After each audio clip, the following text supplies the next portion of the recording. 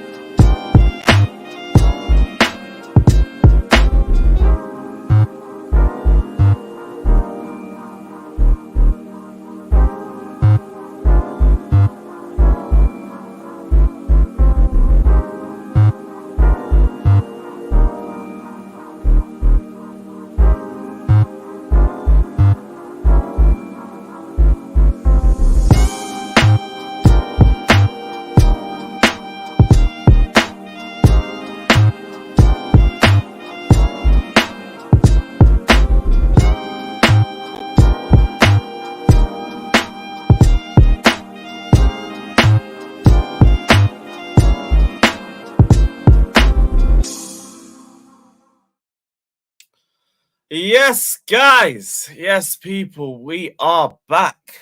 Back for another preview. Big up to everybody who just joined from the Back Again pod. What a show. Just coming back after a W. For the first time in, well, I was going to say ages, since our last home game. We've actually got a decent home record. It's the away record that stinks. And we need to try and put this away record in the bin before we go into 2024. End 2023, end this decrepit, shit, disgraceful year of football with an away win. We need that. We all need that. But there's also plenty of news to get into before we even touch on the preview. So we're going to discuss everything. And as always, let us know your thoughts down in the comment section below. Like, subscribe, and up the Chelsea. Up the Chelsea. Big up to Cam saying Farteta out. Nope. As we say over here at Chelsea Football Club, trust the process. Trust the process, my guy. But big up, bro. Shameless. Yeah, we need to bring Shameless back. We'll have a look in January. Once the whole New Year's and Christmas fixtures are done. We'll sort it. We'll sort out, and there'll be a little bit more time past that. We haven't been in top 4 for the whole year. We haven't been in top 7 for the whole year, I think. Warriors saying check DMs. Let me have a quick look. What's Warriors saying? Oh, yeah. We'll bring that up. We'll bring that up when I talk about the injuries. But I appreciate that, bro. Big up to True Blue Clay. Big up to David. Big up to Jason. Big up to Warrior. I said Lewis would be late to his own wedding. Of course I will. Of course I will. Everyone's got to wait for the main event, man. Come on. You already know this. And of course, we need to talk for Osimhen praying for Chelsea at 3 a.m. in the morning. People want to talk about Chelsea's pool. Our pool is generational, man. We stink of piss right now. Like I've been saying all season long, we are that 2 out of 10 at the club. And we're still pulling, gal. We're still pulling. We still got perfect 10s lining up to try and get some of that Chelsea experience. Don't talk ill on my football club, man. Don't talk ill on my football club. We are outrageously stinky right now. And Osimhen's still praying to join this mess. Proper fucking Chelsea. We have to go in January. If he's re-signed that contract and the release clause is there, go in for him. Go in for him. This guy wants Chelsea. Let's make it happen. Because in spite of how shit our game management is, in spite of how shit our play is, an experienced striker would change things. It would change things. We'd climb up the table a little bit more. We'd be talking about how shit our game management can be at times. We'd still be complaining about Poch to a certain extent, but we'd be higher up the table, so we'd be complaining less. So go on and get me Osimhen. Get me Osimhen. Yeah, man, Osimhen's on our balls, man. Pause. But hey, this is Chelsea. This is Chelsea. Star Slayer. We have to speak it into existence, my friend. We must speak it into existence. Let me bring it up on the screen for anyone who hasn't seen it. Well, this came from the main account too. This came from the main account.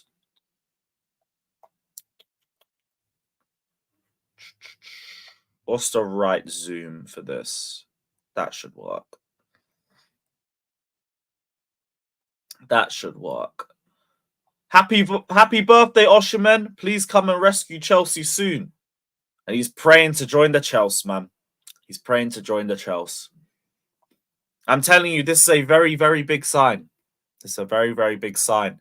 We might be finally getting our number 9, people. Reports are saying that we were going to go in for a striker in January. It could even potentially be a move for a striker now, and the striker joins in the summer.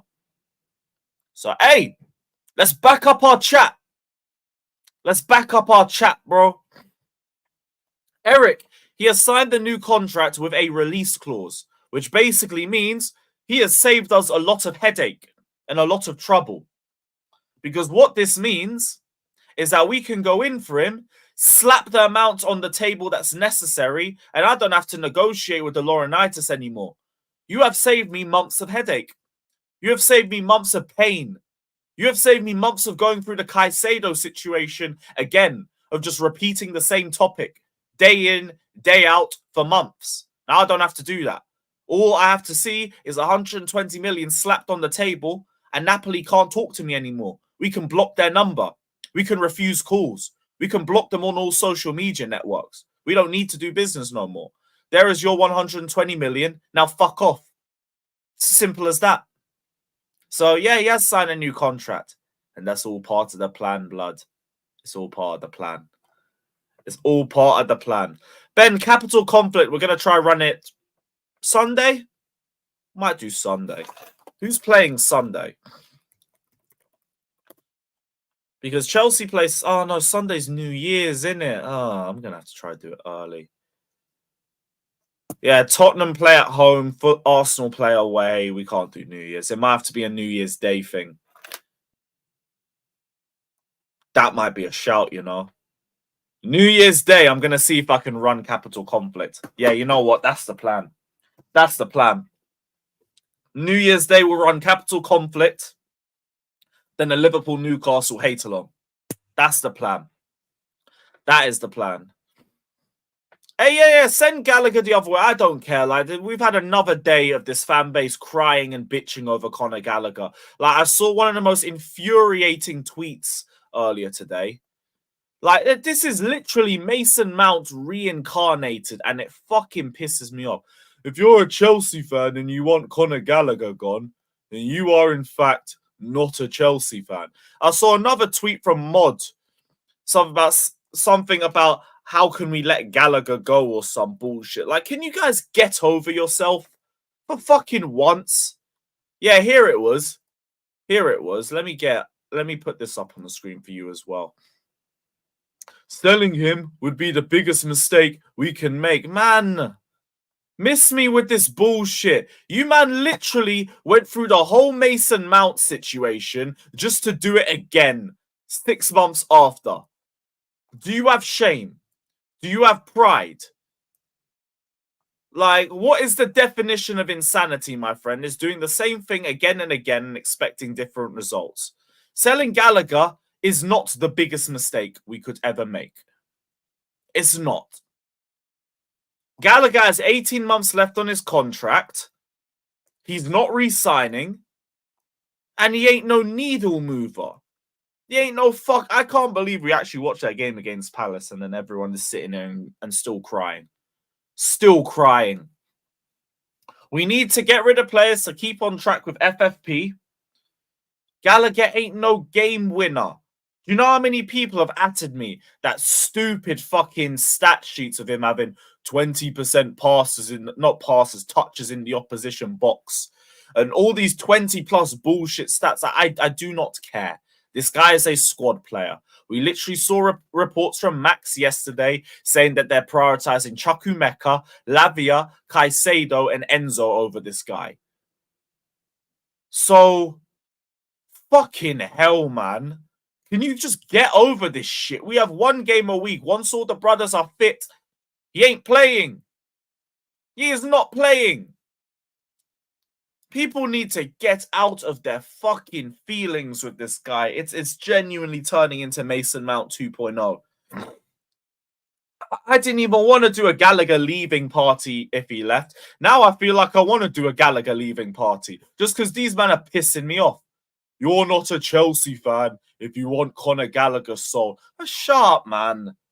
Shut up, man. I don't pay $750 a year for my season ticket, plus away tickets, just to hear this bullshit that I'm not a fan because I don't rate one track runner who has this fetish for passing backwards. Have some fucking shame, man. Yeah, Vision, I don't even hate him, but his fans piss me off. They pissed me off to death, you know.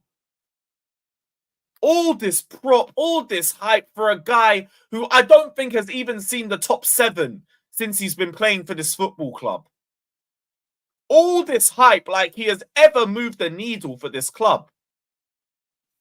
And this bullshit, Gallagher is clear of Enzo and Caicedo. If we want to be realistic, we could say they've all been underwhelming this season. But because 2 of them cost 100 million plus and 1 of them was free from the academy, he's got much lower expectations. Much lower expectations. And because of that, they're like, oh, Gallagher's been so much better than Enzo and Caicedo. No, dickhead. You have higher expectations for the other 2. And that's it. Now, you can tell me that they've all been underwhelming, and fine. Okay, I'll meet you in the middle with that one. Don't sit here and tell me that Gallagher has been better than all of them, because he hasn't. He hasn't. Off the top of my head, Forest, he was fucking mid. What else? Villa, mid. Bournemouth, mid. Burnley, mid. Brentford, mid. Who else? Everton, mid. Palace, mid. Wolves, mid. Our player of the season, apparently. Fuck off. Fuck off. This guy is not our player of the season.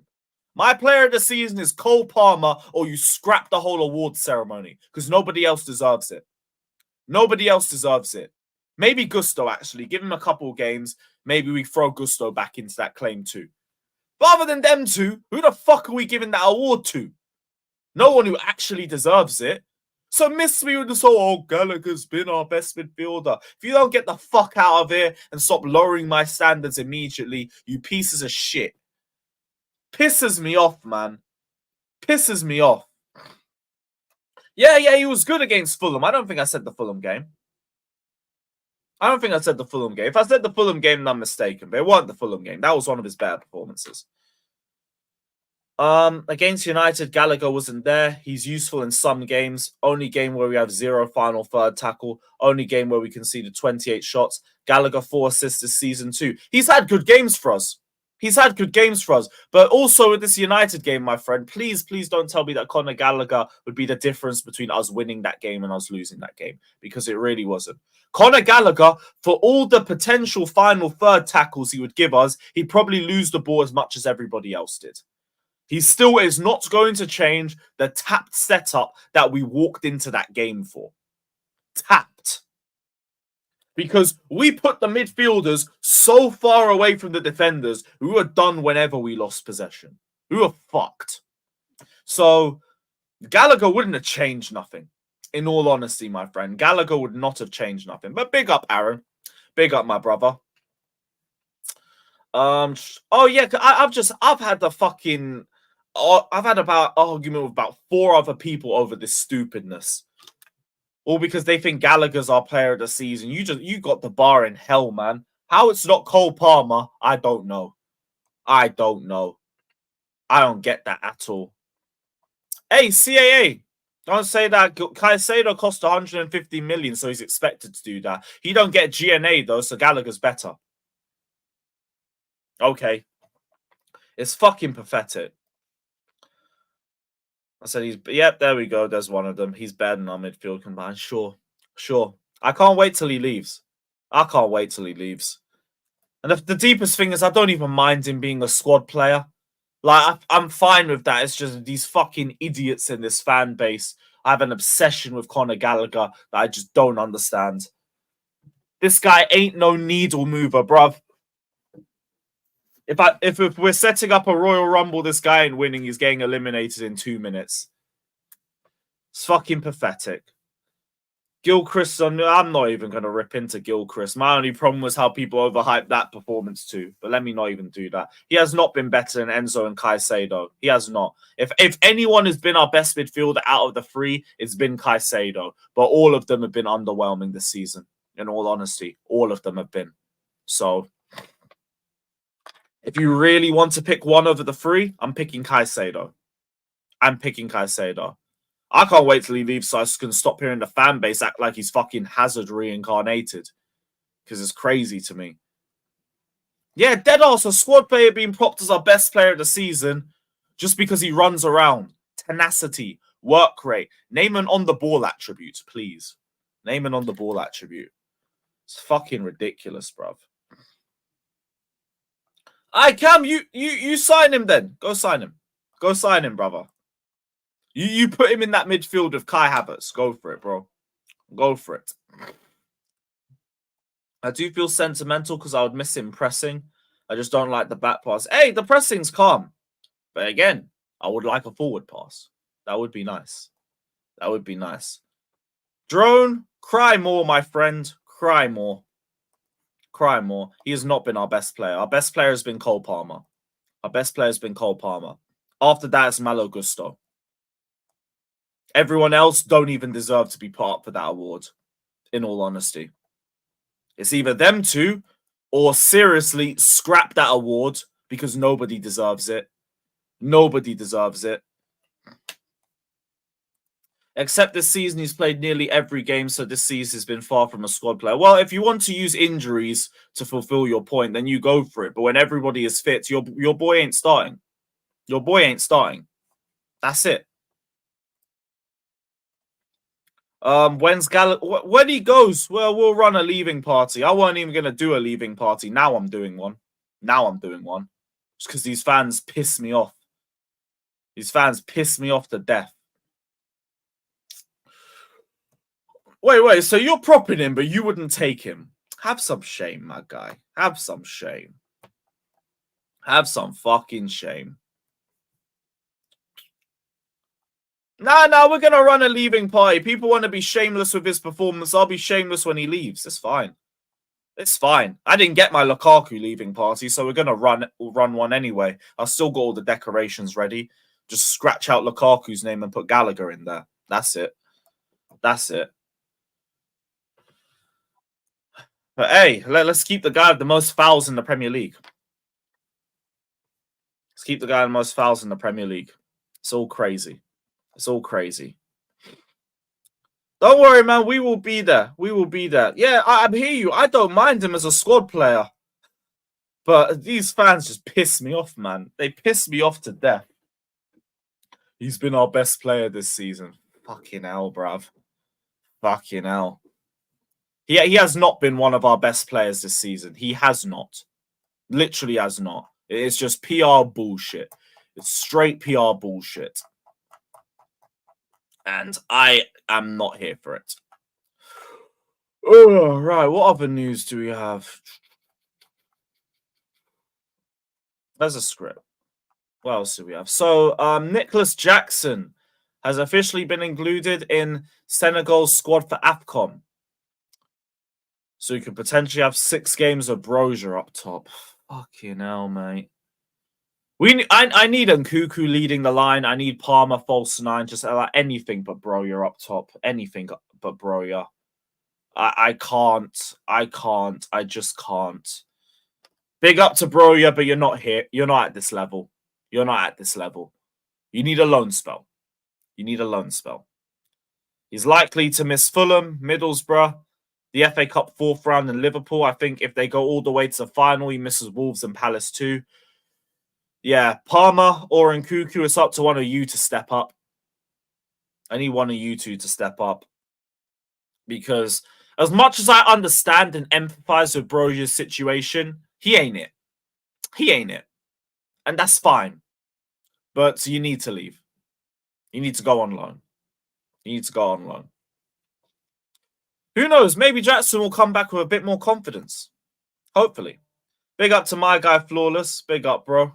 Big up. Bro, I'm sick to death of this tapped fan base. They went through the entire Mason Mount situation and they learned nothing from it. They learned absolutely nothing because they're doing the exact same thing with Gallagher.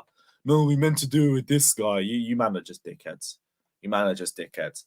The fact that tenacity and passion takes you this far in this fan base just shows how low the standards have gone. It shows how fucking low the standards have gone. HC, I'm not going to Luton. We'll be doing a watch along. Then get in the bin with that. I ain't going Luton. Fuck that shit. I'll be at Preston. I'll go to Preston in the cup. But other than that, nope. Nope. I said Monopharica. What the hell? What the hell is that? Yeah, I saw that. Big up to Mackie, but I had to cook her for that shit. Like, what the fuck? You're not a proper Chelsea fan if you don't rate Conor Gallagher. You can miss me with that generalization bollocks. I know enough people that don't rate Conor Gallagher, and they're as proper Chelsea as you are. Just because we go to games does not make us any bigger of a Chelsea fan than anybody else. The fact that everyone who goes to games initially rated Mason Mount to death or to do shameless 180s because he didn't want to be here, and they're now doing the same thing about Conor Gallagher, says exactly why I'm not listening to their takes. Exactly why. Passion merchants. That's why a man like Cucurella will get ripped to death by match-going fans and Sterling, but Mason Mount, Havertz and Gallagher, proper Chelsea. Mason Mount and Havertz had the excuse that they won the Champions League with us. What's Gallagher's excuse? He hasn't even had top 7 for us since joining Chelsea. Well, since joining the first team. So what are we talking about? What are we talking about? It's fucking ridiculous, man. That tweet really spun my head. I'll be so real. That tweet spun my fucking head. No, I would rather Gallagher than Havertz. It's not that deep. It's not that deep. I would rather Gallagher than Havertz. Better mindset. Slightly more tolerable stands. Slightly. Who am I kidding? Who am I kidding? I just prefer Gallagher to Havertz. Both their stands can get in the bin. Both their stands can get in the bin. Yeah. Riku, you're toxic and negative. You're toxic and negative, man. Calvin Phillips, man, he's got that aura about him, basically. He's got that aura. He's hard-working. He just doesn't get given an opportunity by Pep. You need to be anti-Pep, not anti-Calvin Phillips, because he's not giving him the opportunities. Let's use that energy. Let's use that energy. I see the Gilchrist stuff. I'm not even trying to get onto Gilchrist that much. It speaks more about the fan base, the way they react to Gilchrist, but whatever. I'm not going to say too much about him until I see him play at least 45 minutes. What other watch-alongs are tomorrow? We might do Forest United, but I doubt it. We'll be too busy reviewing Luton, Chelsea to care about the 3 PMs. The rest can all get in the bin. Ugh. The rest will all get in the bin. Big up to Andy Q saying good mornings, Lewis from NYC. Rafinha for sale, 80 million. This guy's been trying to sell us Rafinha for the last month. 80 million, come on, I need the money so I can get Ivan Toney. I don't want troops getting him. I want to see Arsenal's downfall right now. Barca fans want Ivan Toney. Fair enough, I understand that. I actually really get that. I think Toney would love that move as well. Please stay away from Ivan Toney. Actually, no, we could be going for Osimhen. If that's the case, please go for it. Offer Arsenal Rafinha. Offer Arsenal Rafinha. Yeah, I saw the Osimhen message. Big up to my guy Osimhen. Proper Chelsea and all of that shit. So what else is there? So ticket prices are going up next season after years of price freezes. The move will be unpopular with fans, but inflation pressures have squeezed revenue, leaving them lagging behind rivals on match day income. Not really too surprised, but obviously we hate to hear this too. I do think it will impact the atmosphere as well, and although our atmosphere is already a bag of shit, we need to see how big the rise is before we complain. If it's minor, then whatever. If it's a massive hike, then it's a piss take from the owners. But like, we need to see what the situation is. Well, I anticipated this was going to happen anyway. The only reason why prices have freezed for so long was because of Roman. It was just the grace of Roman Abramovich. That was it. But because we can't move out of Stamford Bridge, we are lagging behind everybody on matchday revenue. And because of that, ticket prices are going to go up as a result.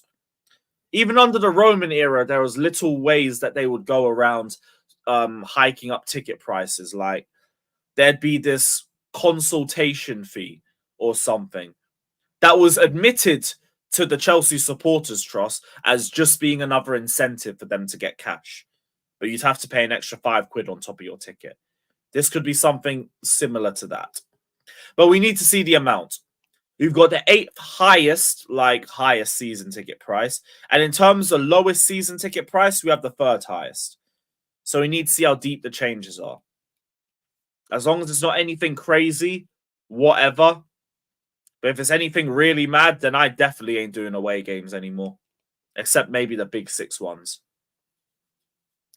Like, I get it. We are behind in matchday revenue. The more we miss out on Europe, the more we're going to have to try and hike up ticket price as well. So, Poch, you fucking criminal, terrorist piece of shit. How about you get some game management and help us win and see out some games, you prick. Because the longer we stay out of Europe, the higher these prices are going to go. So how about you pattern up, piece of shit? But yeah. These ticket prices are going to go up anyway. The only reason why they didn't go up last season was because we finished 12th. And like, it was their first year in charge. Even they aren't going to drop that bad of a PR move by raising ticket price initially. But it was going to happen. It was going to happen eventually. Just have to accept it. Exactly, man. That's why we need European football. That's why I've been on to Poch so much. This fucking idiot is literally sabotaging the entire club. Just based off his own stupidity, his lack of game management, his lack of player development.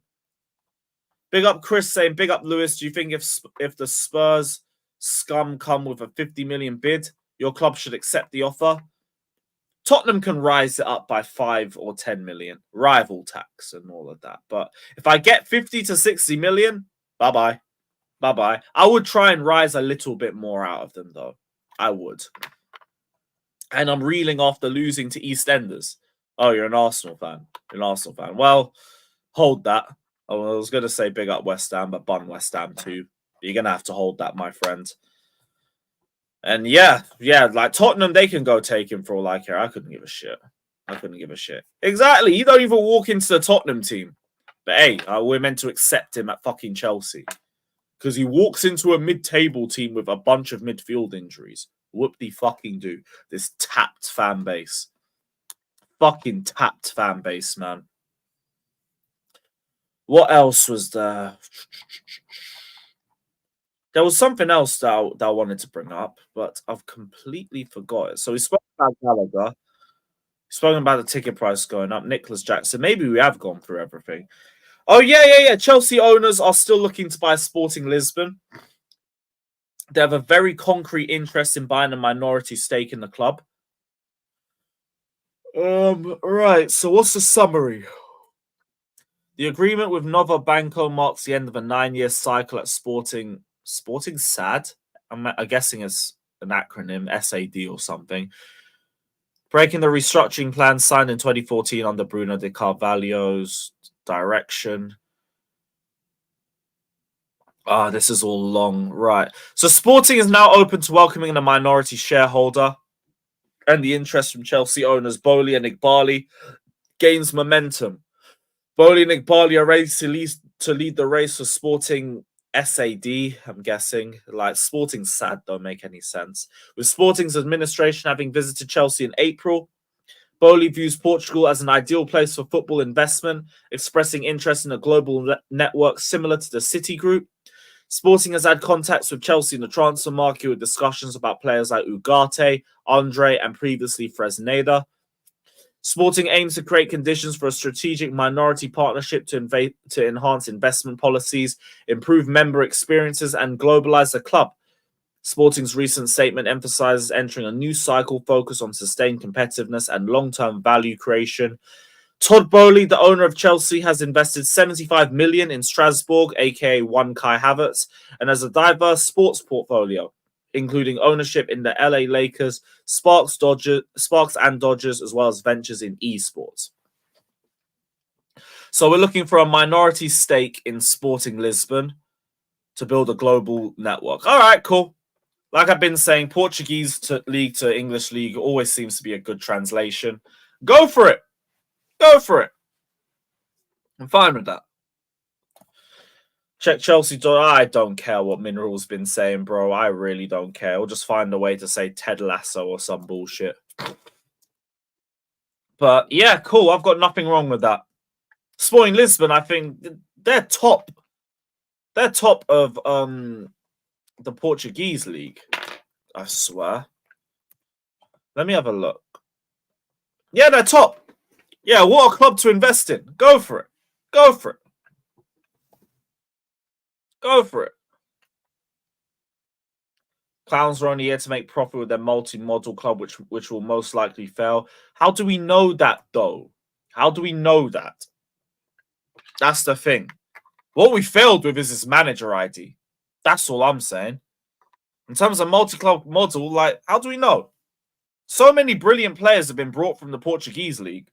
Getting a minority stake in that club means it's just going to be easy to get players into Sporting Lisbon and then to Chelsea from there. Same thing with Strasbourg. I don't really see the problem. Don't really see the problem. That don't really impact us on the pitch anyway, so there's nothing wrong with that. There's nothing wrong with that. The problem with the ownership is pot. The problem is their manager ID. That's it. That's it. Managers hating for the sake of hating at this point. What are we expecting from Luton? I'm expecting a much more difficult game. Because Luton at home have actually been pretty decent. They're actually quietly in better form than us because they've won their last 2 games back to back. So we'll have to see what happens. But we have another opportunity to keep momentum going. Translating our home form into away form, though, has been a very big problem for us. Luton have looked a lot more formidable at home. We've looked a lot worse away from home. And we also have Nkuku and Lavia potentially out for this game. So you know what that means? We're going to have Gallagher Greyhound back in the pivot, passing backwards for 90 minutes. Sterling would probably be back in the lineup.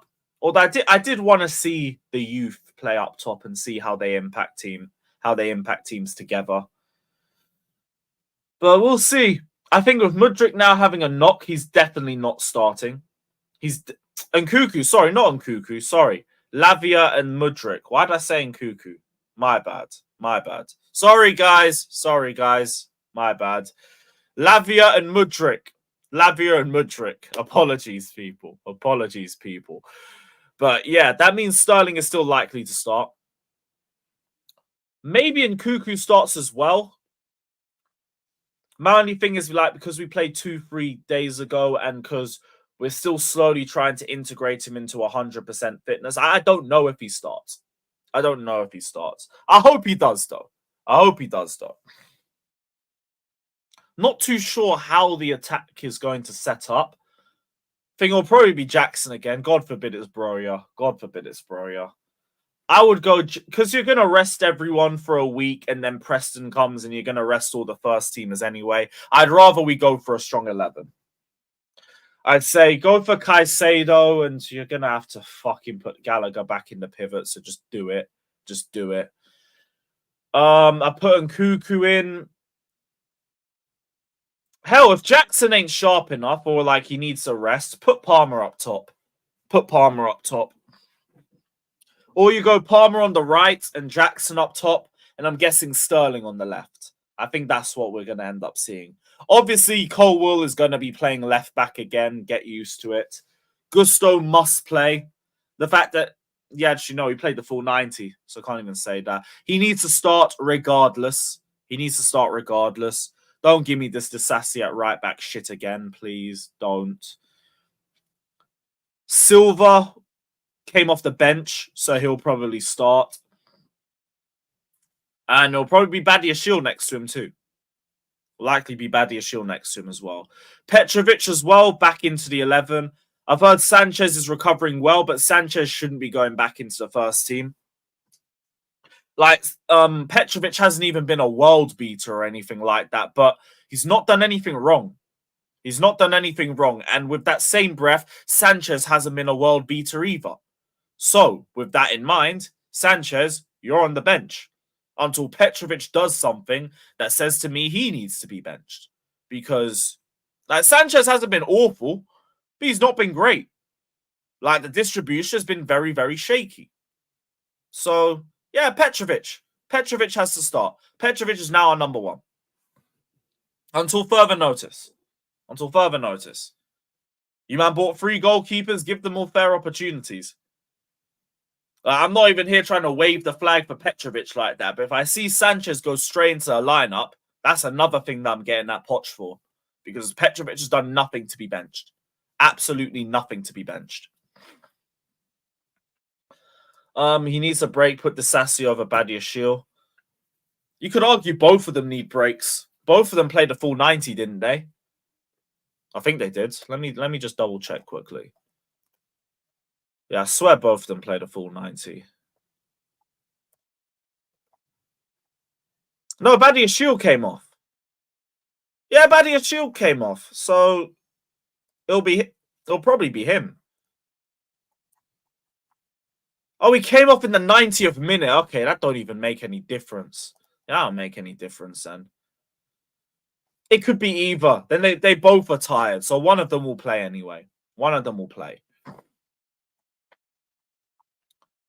Gallagher's been whatever, man. Whatever. It's gonna be. I don't think it'll be a horrible game, to be fair. Actually, no. It depends on how Luton's set up. And to be honest, with this being the back end of the Christmas fixtures, it might stink. You might actually be onto something. But I'm not going anyway, so I don't give a shit. I guess you're talking about Sanchez. He's not been awful, though. It's just been his distribution. His shot stopping's been good. He's claimed cross as well. It's just his distribution's been arse cheeks. That's all. Luton plays a back three. Oh, great. Oh, shit. Sorry, Ian. Lewis, don't scare me like that. We need Nkuku. Yeah, my bad. My bad, brother. I hope Nkuku starts too. The only thing that would make me question whether he starts or not is if he's at 100% yet. Because if he's not at 100% yet, that explains why we took him off in the 70th minute. And also why we probably wouldn't throw him right into another starting game with 3 days rest. So I don't know, but we'll see. We will see. We need to win, though, obviously. Like, winning doesn't help us climb up the table. We're 4 points behind Newcastle in 9th, but Newcastle play Liverpool. There's a very, very big opportunity that Newcastle will drop points. And if that's the case, we get very, very close to Newcastle. And who do Newcastle play after that? That's what I want to know. After Liverpool, they got Sunderland in the Cup. Then City and then Villa. Shit. Yeah. We have to start winning. There is blood in the water on Tyneside. We have to capitalize on that run. Newcastle can easily drop to 10th as long as we do our job. We can climb up at least one spot. Man said they've got Liverpool, City, and Villa in back-to-back league games. That is rough. I swear, if they're above us at the end of that run, criminal activities. West Ham are also playing. They've got Brighton. Both sides are close to us too.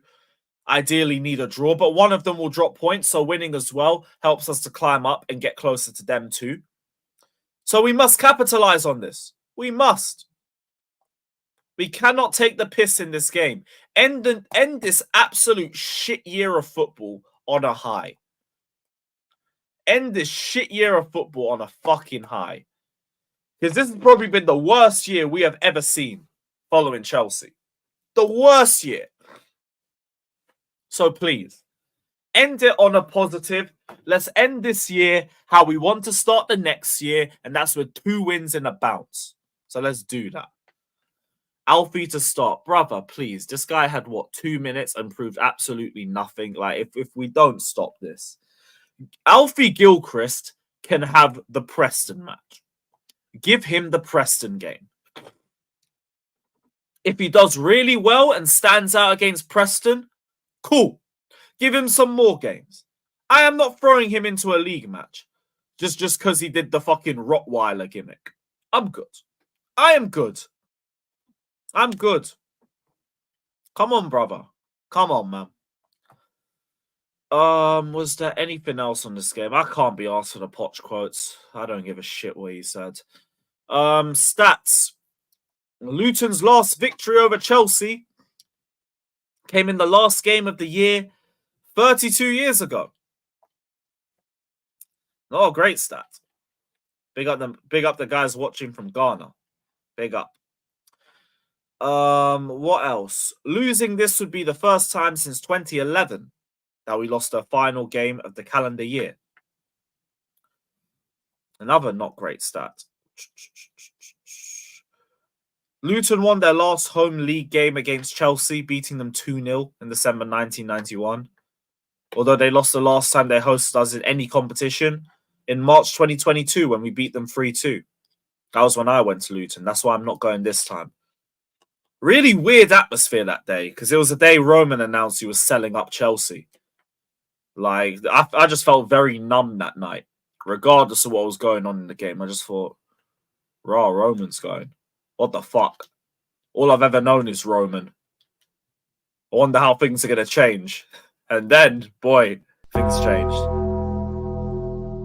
Long. Very long. Any other stats? The home side has won 8 of the last 10 league meetings between Luton and Chelsea. So what they mean is when Chelsea's been at home, we've usually won, and same with Luton.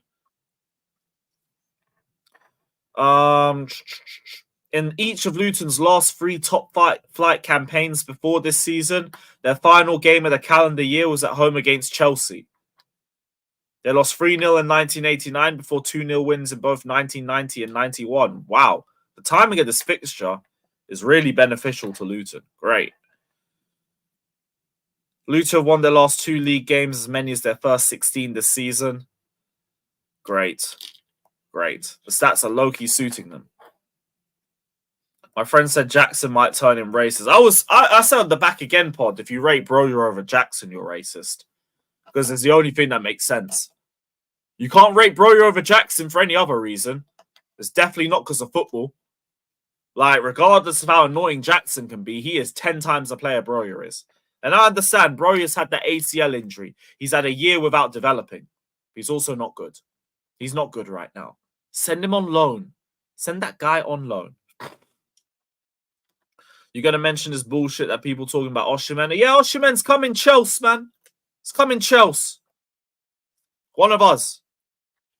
3 a.m. in the morning and he's crying. He is crying. Crying on his knees, praying for the Chelsea, man. I hear it. I hear it. Was there any other news before I send the link out? Let me see. So yeah, Lavia, Mudryk are doubts. Both Cole Palmer and Sterling are back. Everyone else that's out. We already know they're out. Sanchez nearing his return to action. Great. Great. We spoke about the Gallagher situation as well. No official formal talks over a new deal. The club have belief in Chukwuemeka as a main factor. It's not certain if he goes, but if the right offer comes between 40 to 50 million, he is gone. And the club are planning for Lavia, Enzo, and Caicedo to get the most minutes in midfield spots. AKA, stop crying. Stop crying about fucking greyhounds. Like they said, this is the year where we are banning XL bullies. And this is the last XL bully that we're getting rid of. Cry more. If you're a Gallagher stan, I have this little violin for you. It's the world's smallest violin for your sobby, crybaby little asses. Cry me a fucking river. Cry me a fucking river. Here's what I think about your Conor Gallagher revisionism. The best player in the league. Best player at Chelsea. Bullshit. Fuck off. Fuck off. Right. Link is going out. Big up to everybody that's locked in. Hit the like button, subscribe, super chat if you want to guarantee a comment gets read out. And yeah, we'll see what everybody else is saying. Sure, we'll have a very peaceful discussion about this whole Gallagher situation again. But yeah, hit the likes, subscribe. Let me know all your thoughts and up the Chelsea. Up the Chelsea. One more game and this shit year of football is over. It's over. New year, new Chelsea. That's what I like to say. New year, new Chelsea.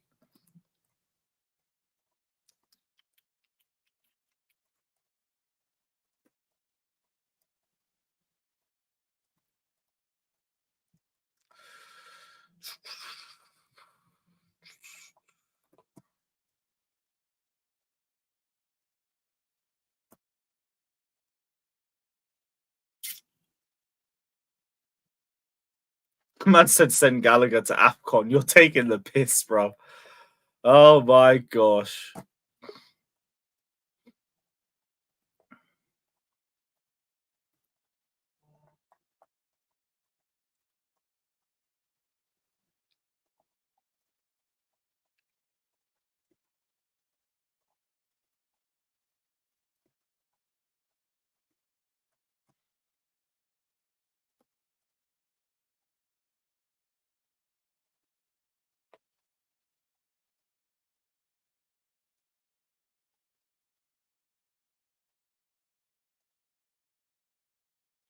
Cool. Wait, nearly done. There we go.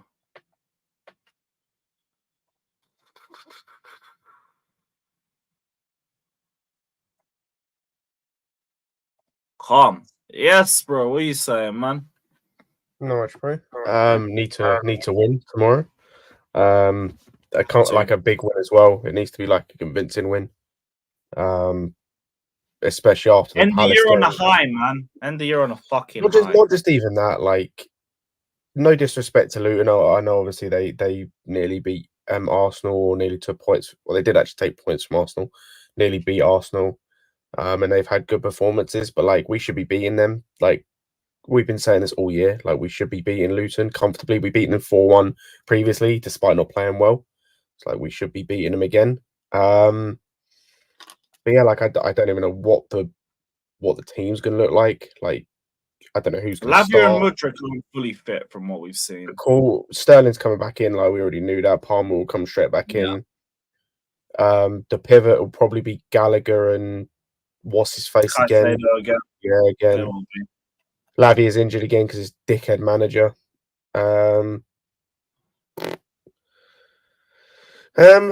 Yeah, like I don't know, man. It's just so hard to get like up for a Chelsea game at the moment because I don't know what's gonna like turn up. Like, even in the Palace, obviously that first half was great, second half was terrible. This manager still decided to be a dickhead.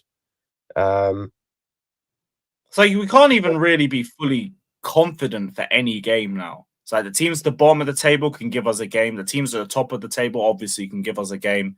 Never have any sense of comfort going into any match. Even a Preston next week, I'm thinking, just please do your job and don't make it difficult. Because I know what we're capable of. And it's not even just on It's not even just the manager though. Like, it's like, from like a player perspective, it's like it's just the chart, like whether we finish our chances as well, whether we actually kill teams off and things like that. Because that was an issue. Also, yeah, he is to blame for the Lavia issue. This is just on that, by the way. This is the same guy who refused to play Nkunku when we were 2-0 up against Sheffield United. Refused to give him minutes because he didn't want to risk him. We were 1-1 against Crystal Palace. Had no reason to bring him on. Brought him on 30 minutes. Brought him on and played him 30 minutes after he hadn't played for like 6 months. No, wait, what? Was it 1-0 or 1-1? I swear we were drawing. Yeah, no, I said 1-1. So we weren't even behind. It was 1-1. And you brought him on for no reason when we needed a goal. So why the fuck did you bring him on for? I'm blaming that fully on Poch. The fuck did you bring him on for? See, I understand it, but like the Lavia sub actually did help us. My problem was that we nullified Nkunku and we pushed Gusto away from the right-hand side. That's what annoyed me. No, that's fair. If you bring in Lavia and you're taking Gallagher off, calm. I'm not saying the Lavia sub didn't improve. I'm talking about like I'm talking about from a sense of like, this is a guy who supposedly during this whole time, and to be fair, he has, fair play to him, been cautious with these guys in terms of like bringing them back, whether it be Badiashile and Nkunku, James. Like, he's been really cautious. Why Lavia did you decide to throw all of that out the window? Because he's now injured again. Cool, brilliant. That's the guy we spent 50 mil on. Do we want to get minutes? That's meant to be the future in our midfield or one of the guys. And he's injured again. Cool, sweet. That's my issue. That's why I think it's on him. If he comes on with 10 minutes, if he comes on with 10 minutes to go and then gets injured, then cool. Then I can pull my hands up and say, that's not a Poch. You brought him on after played 30 minutes when he hadn't played before. You didn't do that with Nkunku. You didn't do that with James. So why are you doing it with him? But hey, cool. We get to see a midfield pivot of Gallagher and Caicedo again. Sweet. Yeah. Yeah, let's be honest, we just don't really have any other options with that one. And if we didn't bring on Lavia, then it's just a case that we probably try again in this sort of game. That's why I can't really be too annoyed about him bringing on Lavia. Like, Lavia isn't injury prone, by the way. Lavia, prior to joining Chelsea, had one injury. Yeah, he ain't injury. An ankle issue. An ankle issue. Yeah, the knock that was a collision play. Stop it, Scott. Was that it? Like, I don't even remember. I didn't even see the incident that got him injured. I just thought it was the game time. So he had a specific collision that led to it. Okay. All right, cool. Big uphill, yeah. So has it been confirmed that this injury is going to be like a long-term injury? Or is it going to be It's like they need to have another assessment on him before they decide to put him into the squad. So regardless, it's probably minor. If he misses anything, it's probably this game. Yeah, I mean, if they're assessing him to put him back into the squad, I assume it's going to be minor. Yeah, man. But like, Luton, bro. Hey, I see a big slip up here, man. Like, I don't have good vibes in this game, man. Like the whole pitch size being so compact. And the way we can, although it hasn't been a huge problem recently, but I see us having spells where we just can't create for it to save our lives. And when we do create, the finishing isn't up to par. Yeah, man, I can see this happening in this game. Like, I'm not getting good vibes at all, man. I don't know. At I'm all. not saying I'm not getting good vibes. It's just like I've got the same vibes I have for any game, where it's just I'm anxious because I don't have confidence for anybody, nobody. We could go into Luton, we could go into fucking Liverpool, and I'd just be like, ah, shit. It all depends on how we play and like how do we do in the first half? Because I know after the first half, it's just going to be Poch's game management, and we're going to come out a lot worse. So I don't know. There's a lot of things that could potentially fuck us. Either we don't make chances, we don't bury our chances, or we do well and then we just decline as the game progresses. I said Ziyech trophy today, brother. I'll say it again. I hope he breaks his leg. He's going to be collecting his medals on crutches. Yeah, cool. I hope he breaks his leg while he does it. Yeah, have some shame, my guy. Have some shame. Right, so yeah, like we've got. I actually don't think we'll struggle to create chances. It's whether we finish them. And like I was thinking about this before you sent the link out, like just while I was watching the stream. Like, I don't even know who I want to start up front tomorrow. I'd say just give it to Jackson. Just give it to Jackson. Just not Broja. Just not Broja. You say that, Lewis, but the thing is, we're in a stage of like in a week's time, this dude's like Jackson's going to be gone. I know, so but like they're not. You can put in Cuckoo or Palmer up top. Like we can't have. Like, we're in a horrible position, right? And this I don't put on Poch. I just kind of don't really put it on anyone. It's just the situation we're in, where we need to start preparing for going to be missing Jackson. We're going to be missing Jackson potentially for 8 games. Like, what if he goes the whole way to the final? So he's going to be missing for 8 games. So we need to prepare for that. Because you can't just throw, like we saw it last time when he got suspended. Like we can't just be throwing people in because it didn't really work last time, even though Broja got his goal. So like, we need to. We're in a position where we need, like as the real says, we need to start our best attack, which can like includes Jackson, but he's then going to be gone in like a couple games time. So it's like then what you doing? Just either throwing Nkunku up the number 9. After he's just come back, or you got to put Broja there, which no one really rates. So yeah, we're just in a shit position. You can put Cole Palmer there. I don't want to see that though, bro, because then it means like normally that would be calm, but it's then the other pieces he'll bring in. Because like if you said to me, okay, I'll put Cole Palmer like up front and then bring Madueke maybe into the team, or like you'll put Nkunku in the 10, like potentially. Palmer, Sterling, Mudryk, and then. Wait, who do you play in the middle? And Cuckoo. That's what I'm saying. But then I don't think he'll do that. So like, it's just. Yeah, you're thinking that's too smart for Poch. I get you. Yeah, but look at it from Poch's perspective. I think the play would be to play Broja because he clearly rates him. So give him a chance. Give him a run of games. I was thinking that too, but then you are like. We're in a position where we need to be playing our best team. Like as I said, it's a position. Like it's a fucked position. Yeah. Oh my god. Oh, I need to get off Twitter. This timeline is fucking pissing me off. It's fucking pissing me off. I've scrolled through it about 4 different times today. They're treating Gallagher like one Make-A-Wish kids. I swear on my fucking life. Ain't even that, bro. Like, just it's in bits. Every time I scroll through God forbid you don't care if this guy leaves and you're the most evil form of Chelsea fan going. I've said it before, man. This Stan culture needs to die, bro. It needs to die. You man literally saw Mason Mount and you're doing it again immediately after the fact. Ain't even, bro, I'll be real. It ain't even that anymore. I'm just sick of Stans entirely, bro. I'm sick of Stans entirely. I don't even care if you Stan a good player at this point. Like, because it's just fucking bullshit. It's just nonsense.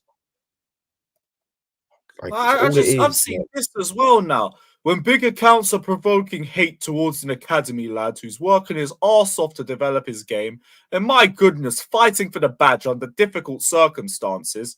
What difficult circumstances, bro? This man's played the most minutes of any fucking football player at Chelsea over the last season and a half. Yeah, man, he's this violin, man. I'm glad I got this. Here's the world's smallest violin for you stands. I hate this fucking fan base, man.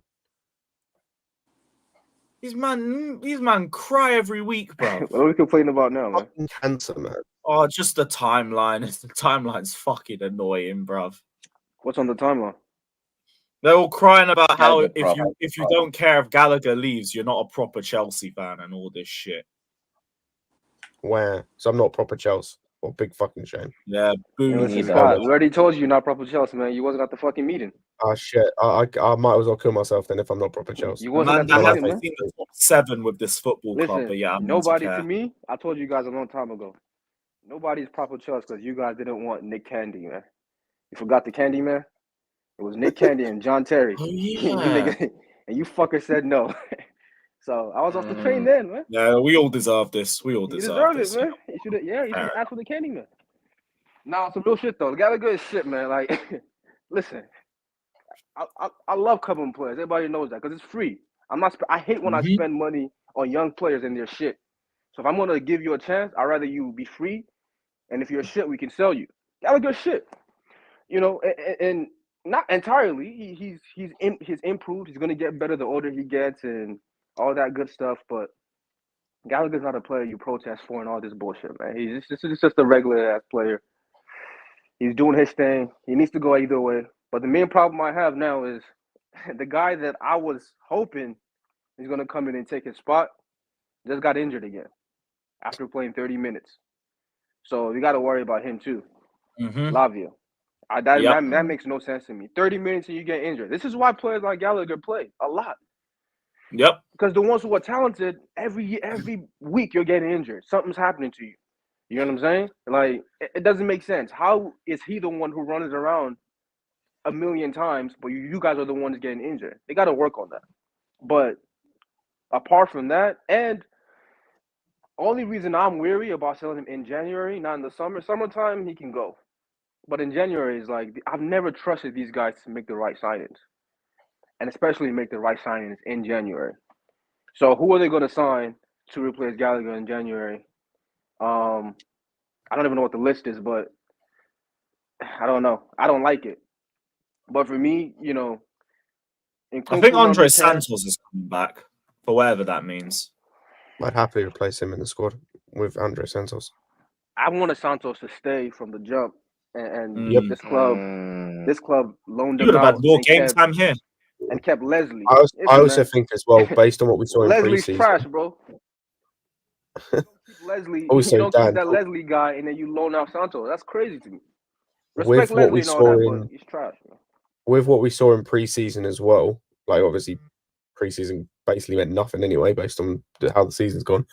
But we did see in pre-season that Santos was able to do that thing that we've wanted Lavia to do, where like he can be the one to sit, and it allows like Caicedo to do the Gallagher job, quote unquote. He was the best one playing DM during. This is why I was so angry about this shit. It didn't make sense to me. I didn't even know who Leslie was. He came out of nowhere, 27 million, and he started playing. He can't even do half of what Santos can do on the ball, and defensively, he's not looking like he's a killer and can eat people alive. Like, I'm not really seeing what it is that, you know, what the point is. Like, I don't get it. Maybe I'm not saying he's gonna be trash forever and he doesn't have promise, but right now Santos looked like he was more ready to come in and deputize off the bench or whatever it was. He was showing it during the preseason, and we said no, let's loan you out and keep Leslie because of what height. These guys are losing headers anyway. we concede every time someone crosses it. What is the height doing? Same thing with Cole at left back. That shit needs to stop. My thing is, Cole and Badiashile, you compete for left center back. Whoever is better takes a spot. That's the way it should be. We don't gotta do too much to fix him in. Poch has already shown this season. Do you remember? I don't know if you were on the streams. Do you remember in preseason there was all that debate about you can't play both, you can't have two left-footed centre backs. We've already seen them play together in this season. I can't remember what game it was. It was like a couple games ago. He played both of them in the back four because Badiashile played on the right. No, you did. In Brighton. Yeah, he played Badiashile on the right and he played Colwill on the left. So they can play together. Like that, right? Because my thing is, it requires a really intelligent manager to set you up so you have the two left center backs playing. This guy's not that. He's an idiot, right? That's cool. Yeah. But at least let them compete for left center back. This like, oh yeah, I want you to play, so I'm gonna play you left back so you can. It's not. Actually, it's not working. The height reason, it's not working either, right? Oh yeah, you're in there for height. I'm seeing Cole. He's losing every aerial battle in the box. So what's Say that last part again. You just broke up a bit. He's losing every aerial battle in the box. So what is the point?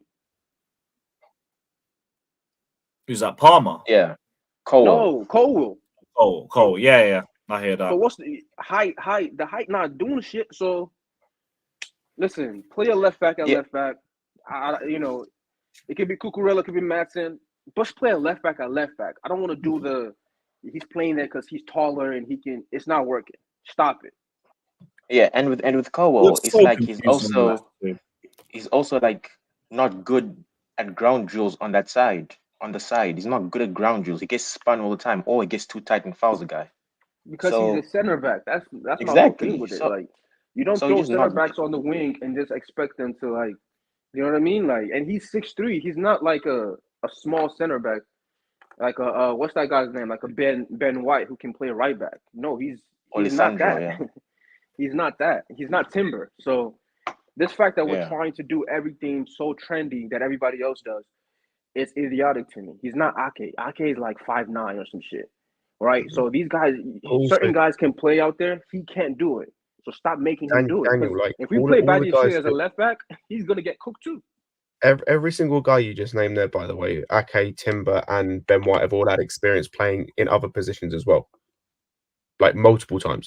Like Ben White, before he came to Arsenal, both Leeds and Brighton, was playing right back and he played centre mid for Brighton before he got sold.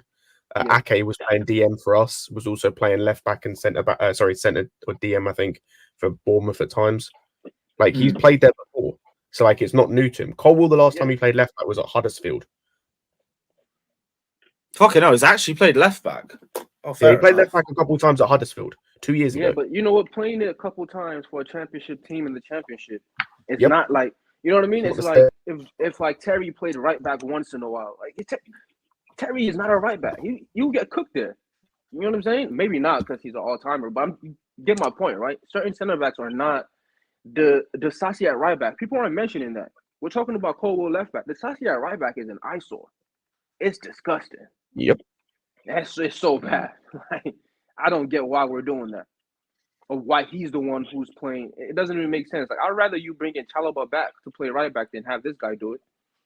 Because it's not good. It's not. A 6'4" guy trying to overlap. The ball. That's nasty work, man. Come on. Yeah, but overlap and do what though? Exactly. He just passes back because he doesn't have the crossing ability and the forward thinking ability. Because he's a centre back. Because he has no idea what he's doing. Exactly. It's not even. It's because he's also got no idea what he's doing. It's because as a centre back, him being in those positions, he will have never been in those positions before. Not in training, not in nothing. So he's running completely off instinct, in that position. Which, unless you've been in those positions before, he's going to do what everyone does. He's going to put his foot on the ball and try and think about what to do, which you haven't got time to do that at the top level. You haven't got time, especially not in a team that's 10th. You've got time to do that in a Manchester City. You haven't got time to do that in a team that's 10th. Yeah, there's some of these things that Poch does, man. It's just brain dead. It doesn't like the. I think the subs that he made, he was trying to make us lose. I wasn't here for the game or for the after the game, but I'm looking at the subs. I'm saying, yo, what? Yeah, like you smoking something? Like you trying to give me some of that? I don't get it. Strange business, bro. I don't get it. You brought Lavia and a centre back. What the fuck is this? Yeah, that midfield of Lavia, Caicedo, and Gallagher. I never want to see that ever in my life. Yo, he moved. Nasty work. He moved on Caicedo to the right wing. Gallagher, my nigga. Nasty work. I was like, what the? How you move? how you move Nkunku for Gallagher? How you be like, you know what? Yeah, I'm gonna move Gallagher to the 10. Nkunku, get out of the way. No, that was nasty. Nasty work. He did some nasty. That was disgusting. It didn't. I don't know why he did it. I'm still trying to think. Bro, what was the point? That was Nike Tech with a pair of Yeezys, my nigga. Nasty work. Nasty work.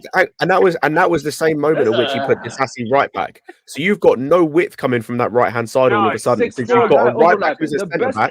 Who was the best player on the fucking pitch, man? Gusto. Gusto and then Gusto, by far. Gusto was the best performer on the pitch. Getting crosses in, he's beating, he's cooking, he's eating on that.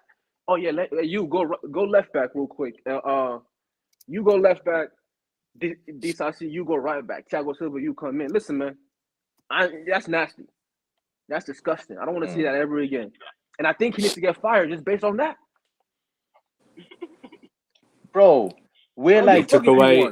He was trying to make us lose. We got. Thank God. No, he's protecting the point. He was trying to make us lose. Point. That's what he was doing. He was protecting I just hope the lack of, obviously the window isn't open yet, but I just hope the lack of like talk we're hearing about transfers, especially for left back, just means that they're doing things silently because we fucking need a left back. We can't carry on. There with was talks about that potentially being in the summer. We saw the Max tweets. No. Fuck the summer thing. We've got both left backs. Both our normal left backs are out till like February. Like at the earliest, and even then, with the way this manager works, I don't think they'll be back in February, probably March. I think the number one aim, bro. I can't be going another 2-3 months with Cole with left back, bro. He won't play Matson there, and we don't have unless there's a youth player. Like we haven't got enough of those. Like, can someone explain how? Can someone explain how Matson got in at right wing over Madueke? Fuck no. You don't want to play him. You don't want to play him. Makes no sense. You don't want to play him. Left I saw people try to say that he's trying to anger Madueke to get better results out of him. Oh, that's nonsense, bro. Ain't nobody got time for that bullshit. Nonsense. Yeah, we ain't got time for that, but Lewis, I can see Poch being dumb enough for that. Lewis, is he the Hulk or something? You got to make him angry to get results. So what is it? You know? Right? That might be how he sees it, because he was saying in the post-match conference about how Madueke was probably angry at him or something. Yeah, because you started he's trying to get something out of him. He don't need to be angry to play well. Just fucking play him. Like what kind of weak ass psychological game he playing with a first like, oh, I'm not gonna play you and this. Shut the fuck up and put him in, man. I hear it. It's just stupid mind games that don't work. No, but I just don't. What is the point? Even in the summer, even in the preseason summertime, he was playing when he played Matson in the forward areas. It was left wing or was Cam. Okay. Now you play him at right wing. Right. I think he had right wing minutes. Yeah, no, he played. So he played right wing against. So that same front three or Brighton? Same. Yeah, that same front four that played against Palace was the same front four we played against Newcastle in preseason. The exact same front four, I think. Newcastle, okay. So like it's worked before, and like Matson, I didn't think was no, but I remember it was kind of fluid though, because I remember Matson's assist. He was in the 10. He was. Yeah. Remember when he got to me, he was playing more of a 10. Yeah, it was like Jimmy said. It was fluid. It was Yeah, it was fluid. I remember. It was fluid. Okay. Yeah, it was fluid. It was like he was moving back and forth. Because I remember when he got the assist, he was literally at the 10, and it was like, oh shit, this kid could play the 10. I remember. Yeah, I remember. My whole thing with this is this, right? Is I'm not getting anything from my left side, from my left back, be it going forward or defensively. Because Cole is getting cooked on the defense too. Maybe once in a while, you know, he's strong in the tackle. He wins the tackle. But when he's going against his agile wingers who are coming in and going out, he's getting cooked. So my thing is this: if you're getting cooked on the defensive end, what are you doing, man? Oh, you want to play road rage, bitch? Okay. You stupid old bitch! Look at the road. Listen, all I'm saying is this. Ran me off the fucking road. The fuck you playing? Grand Theft Auto, bitch?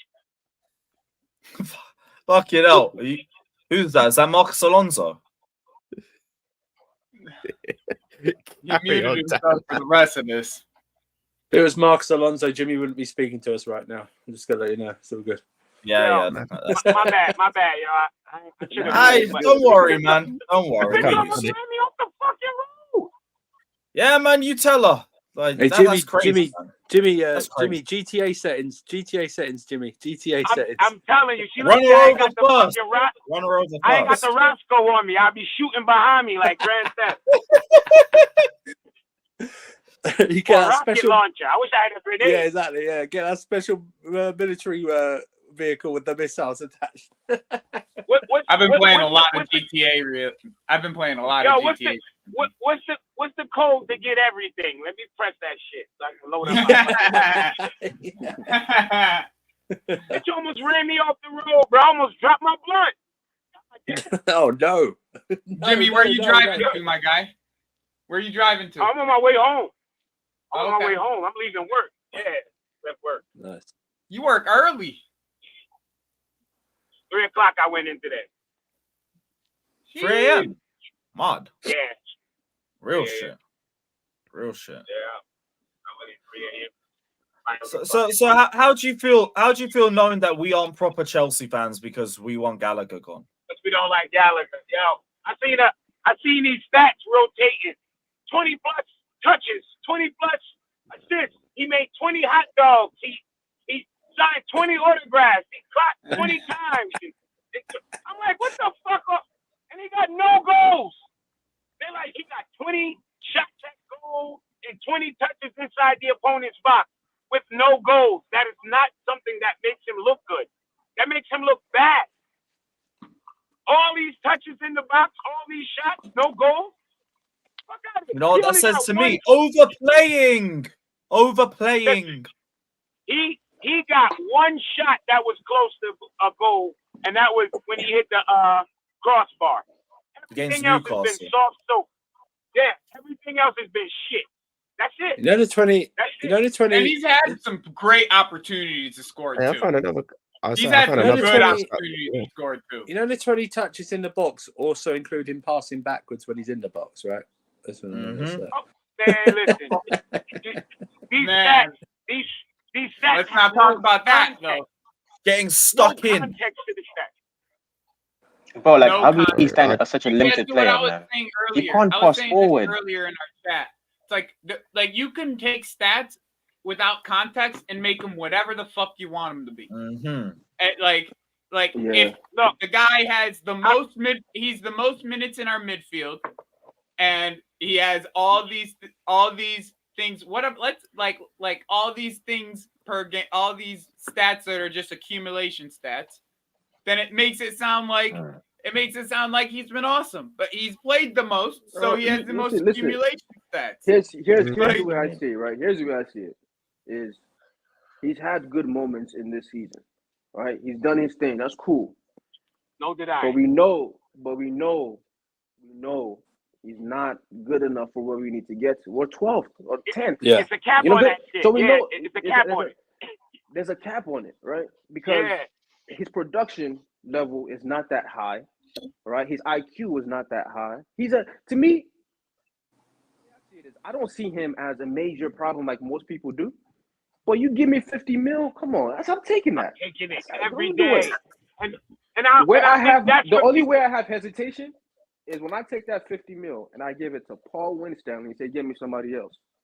I don't want to see an 18-year-old. Hey Daniel, I wanted to bring up something you said. I don't want an 18-year-old from France or some random 19-year-old from. That you brought up. I want Joe Shield needs to pick where that money go because he's been fucking on point. Let Joe Shield decide who the hell we get next. Fuck those other guys, man. Joe Shield got good ideas. He can't because isn't the Winstanley and who's the other guy? Lawrence Stewart. Lawrence Stewart. These are the directors of football. So you can't skip past them and go to Joe Shield. Where do you think they're going to spend that money? From, Daniel, you're acting mad different about this. Like if it's like the scouts are who pick the players, and these are the guys who end up just making the deal in the end. The directors of football, like these guys are the guys making the deals. They're not picking the players. Like the scouts they're also picking the players though. No, but they do have veto. I would assume they have veto power. And they're proved. Exactly. That's what it comes down to. It's like it's either like a yes or no type of thing. It's not necessarily like they got veto this power. guy we're picking this guy. 100% they have veto power, but also these guys were not directors of football in their previous clubs. These guys were the scouts, the lead scouts and shit. Stewart was the lead scout at fucking Brighton. He wasn't the director of football there. So a lot of the players he's picking are players he already has. He has. Who was at Brighton? Knowledge of. Win Stanley. It was Win Stanley, right? Yeah, he wasn't director of football though. I'm pretty sure he was like head of scouting or head of transfers or whatever. Like, I don't think. Yeah, I don't think he was. The players that he's picking are players he has intimate knowledge with. These aren't. He's not just the head guy where he doesn't know who these guys are and they're just giving them names. These are all. A lot of these guys were guys that Brighton was going after, or this guy was going after, and blah blah blah. So I'm not of the opinion that they are so far removed from the scouting network and the players being chosen that all they have to do is say yes or no. I'm not of that personal opinion. Yeah, I understand what you're saying now. I understand what you're saying. They're still plugged in. They're still close. They're still plugged into the scouting side. In the end, though, right? Like in the end, they're just it's gonna be database, like who they picked. It's not gonna necessarily be. It's not gonna be necessarily like the person that you're like having your eye on. It's gonna end up being. Yeah. I get that. So but far. My thing is at a top club, right? At a smaller club, database is perfect just by itself, right? Because you're looking at these talents, you're trying to develop them and sell them, right? At a top club, there's a lot more that has to go to it than just the data. Yeah, you can have all the stats out there, but there are things that go with temperament. But you're replacing a squad player here, bro. Here's the thing, right? Like no, but he's not a squad player. Daniel. What I was going to say, right? What I was going to say was, what I wanted to bring up something quick because you brought up something about Leslie and the reason why we kept Leslie versus Andre Santos. And I think Andre Santos is really like the perfect person to show why you don't need Conor Gallagher. Like if you play him and you show he's the type of player who knows how to progress the ball. He can do all the things that Conor does, but he can progress the ball. So it's like right. if for like the reason why we ended up not keeping was the whole loan situation with Lukaku, right? We were planning on trying to get Lukaku off of our books, and both Leslie and Andre Santos were both supposed to be sent out on loan. Leslie actually had a loan set up in Nantes before this before the end of the transfer window, and the only and then once Lukaku took up that last loan, they needed to make sure that at least one of them went to an English club. And the only one that was wanted by an English club on loan was Andre. So that was the reason why Andre was one. I personally don't think it was they both were going to go on loan. I think one was going to go on loan and it was going to be Leslie. In my opinion, I can send you documentation of both of them were supposed to go on. Well, okay, please do send it, and we'll see the timeline of when that was sent. Is it before? Or is it after Lukaku got loaned? Because if the article was after it, then that means that was the switch that we're actually talking about. Now we have to loan someone because Leslie can go on loan to an international team, and Santos can still go on loan to a team here, right? So yeah, the Lukaku thing was the reason why. It all happened though. He was supposed to go on loan out of international, right? Yeah. Look at July 31st. July 31st, Fabrizio Romano. My thing is now they're going to bring Santos back, right? More than they're going to bring Santos back. He's coming back in. They have to bring him back in. My problem isn't really who comes in to replace Gallagher, who does this. If our players stay fit, which that's the major problem right now, right? Because Lavia just came back for 30 minutes. He's injured again. If he comes back fit, if Nkunku stays fit to play that number 10, I'm good. You know, the rest of you guys can fight for the other two spots. I've got my number 10. It's Xavi, right? Huh? It's Xavi FC, right? Yeah. What has Gallagher done for respect? Bloody hell. He's talking about respect. Oh, this guy has not even been in the top 7 since going to the first team at Chelsea. Yeah. Actually, tell a Fabrizio lie. posted it Tell a on lie. He was in the July reverse. 31st. He was in the reserves team under Sari. Tell a lie. Look at the chat. He Yeah, does I have was a about to Europa League. say. Can I ask a question? Can I ask a question? I Like, just put it because in I private this, chat. this is So- the issue that I think that players have. I think he's a shit player, but outside of that, Andrew said it and Lewis said it. Why does he deserve respect over the likes of Jackson, over the likes of Mudryk, over the likes of Madueke, over the likes of even Sterling, over the likes of Gusto? Over, I could keep going if you want me to. Like, what? Why does he deserve respect? He's and got those guys Cobham don't? citizenship. That's why he's got Cobham. It's because he has an English Fucking passport, bro. bullshit. That's why. No, he's He has got an English Cobham passport. citizenship. That's literally what it the is. only thing that separates him from everybody else. Is he has It's the English imperial state. It's not. It's the imperial state of No, Cobham. it's That's where just he's you from. have to understand. You have to understand how these English fans think. When everything He is going only to he shit, knows the club. He knows they just the club. like. They I don't just like understand players. why. Hold on. They just like players who work hard, right?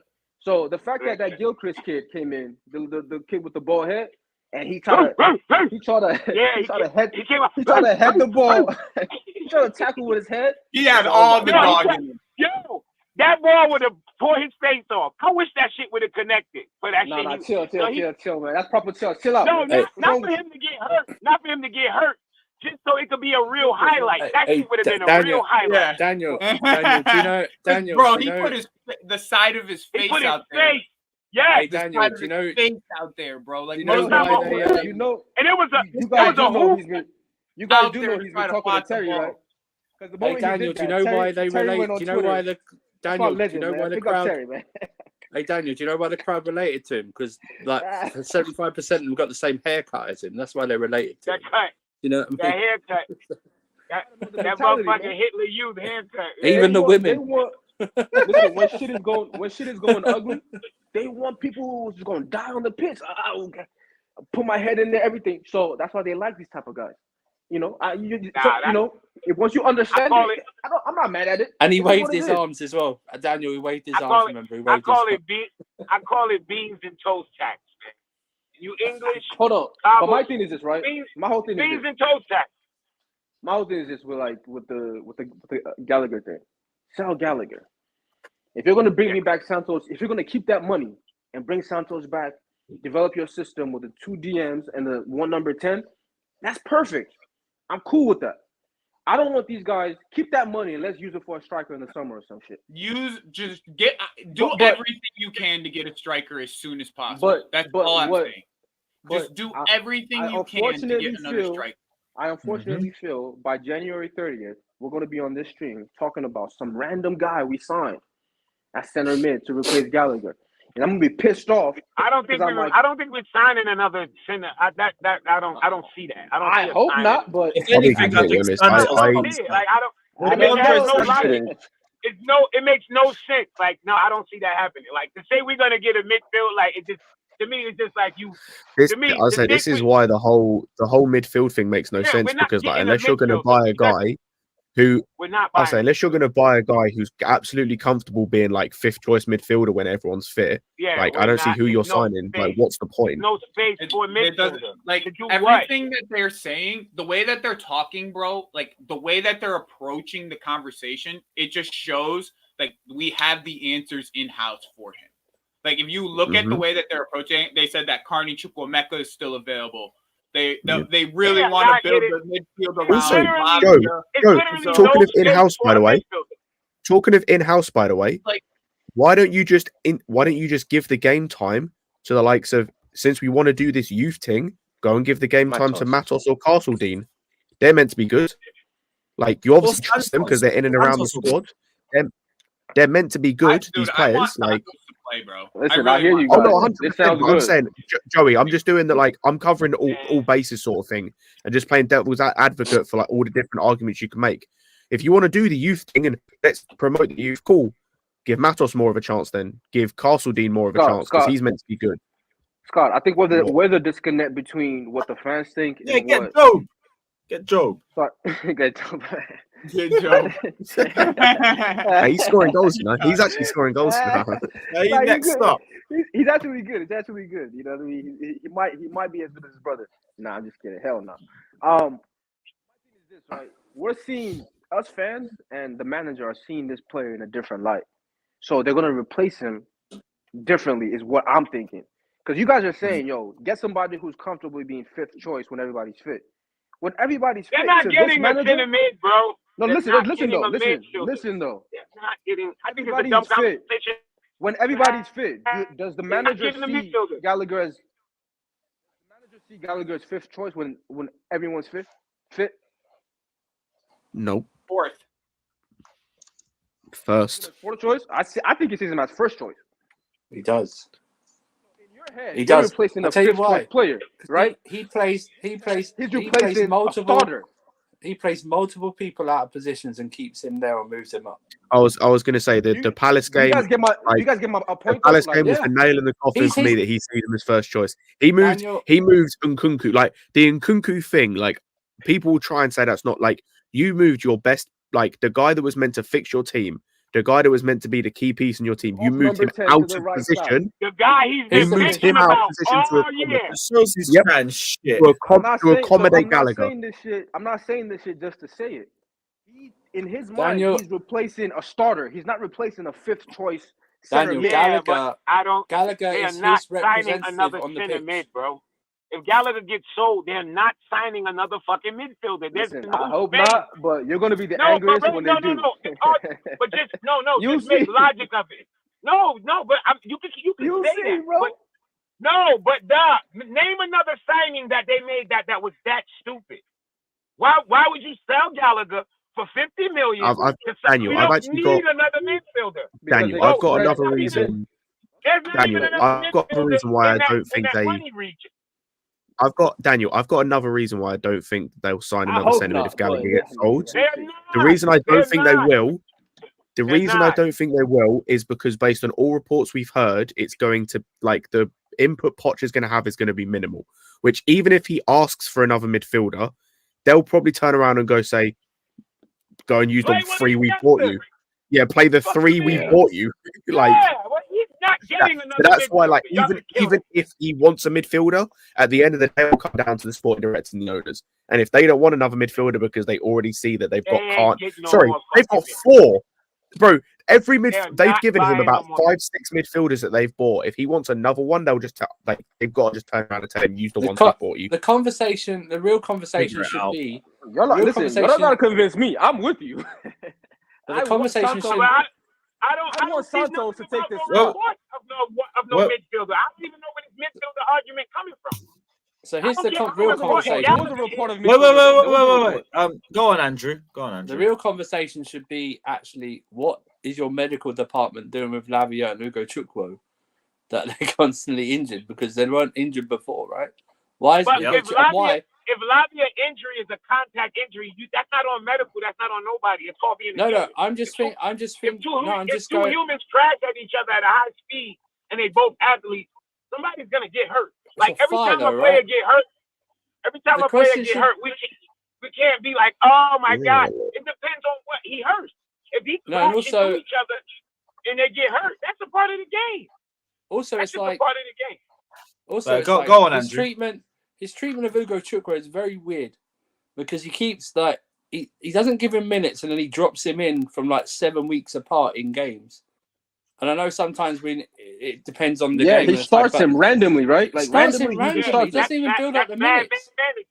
That's just bad man management. He's not the same with Badashile.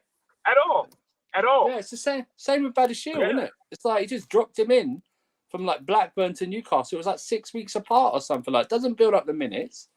And it's like, I swear, I told you, he does the subs when he's desperate. Like Lavia was a desperate sub the other night because we were 1-1. It was a desperate sub. If we were winning 2-0, I don't know if Lavia comes on that pitch. I don't think he does. It was just a desperate. That's what I was saying earlier. Like he didn't do that for Nkunku. It's like Nkunku against Wolves. That was desperate too, in all honesty. Desperate. That's what he do. He only makes subs when we let in a goal. He's never proactive. He sucks. Why we even talk about this motherfucker? He's garbage. Everything we talk about with Pot is all bad shit. But then you got fucking crackheads like Ziad talking about, what do you want? Let him get to it more time. The fuck you? More time to do what? The fuck how do we know? To fuck up more players? Just the process and all this shit.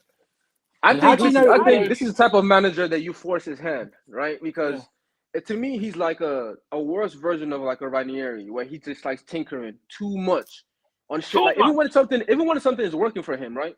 Oh, I know what's working. Gusto on this right side is creating chances for me. He's getting crosses in. He's actually getting the ball. You know what? Let me move him to the left side. Only a crackhead would do that. Exactly. And Kufu, you're looking very comfortable. Let me put you on the right. Bro. He was afraid to lose. That's what it was. He was. I know, but he was afraid to lose. He moved Gusto over there so he could defend Elise. So Elise was cooking. But here's my thing, though. Yeah, he brought on Lavia because we had no control in the midfield for 15 minutes of the first in the first 15 minutes of the second half. Like he brought on Thiago Silva for that same exact reason. Like he was afraid we were going to lose. Like, but that's why. My thing is this: at being Chelsea, having basically controlled the game for the first half. Yes, they scored. Cool. Going into the next and being that terrified and taking away your weapons to fight against theirs. I don't think Elise was even cooking. Elise wasn't cooking. Well, like that. No, he was. No, he was. No, he wasn't cooking. But he really wasn't. God, it's not that Colwell. If our player was playing like Elise, we would be like, he was shit, but he just got a goal. We always overhype how other teams' players playing. He wasn't cooking. He was okay, and then he got the goal. He wasn't cooking. He was not cooking. He was not like we were getting cooked in the first 15 minutes of that second half. Bro, where was the bunch of chances? Where was the chances? The hyperbole with this fucking fan base.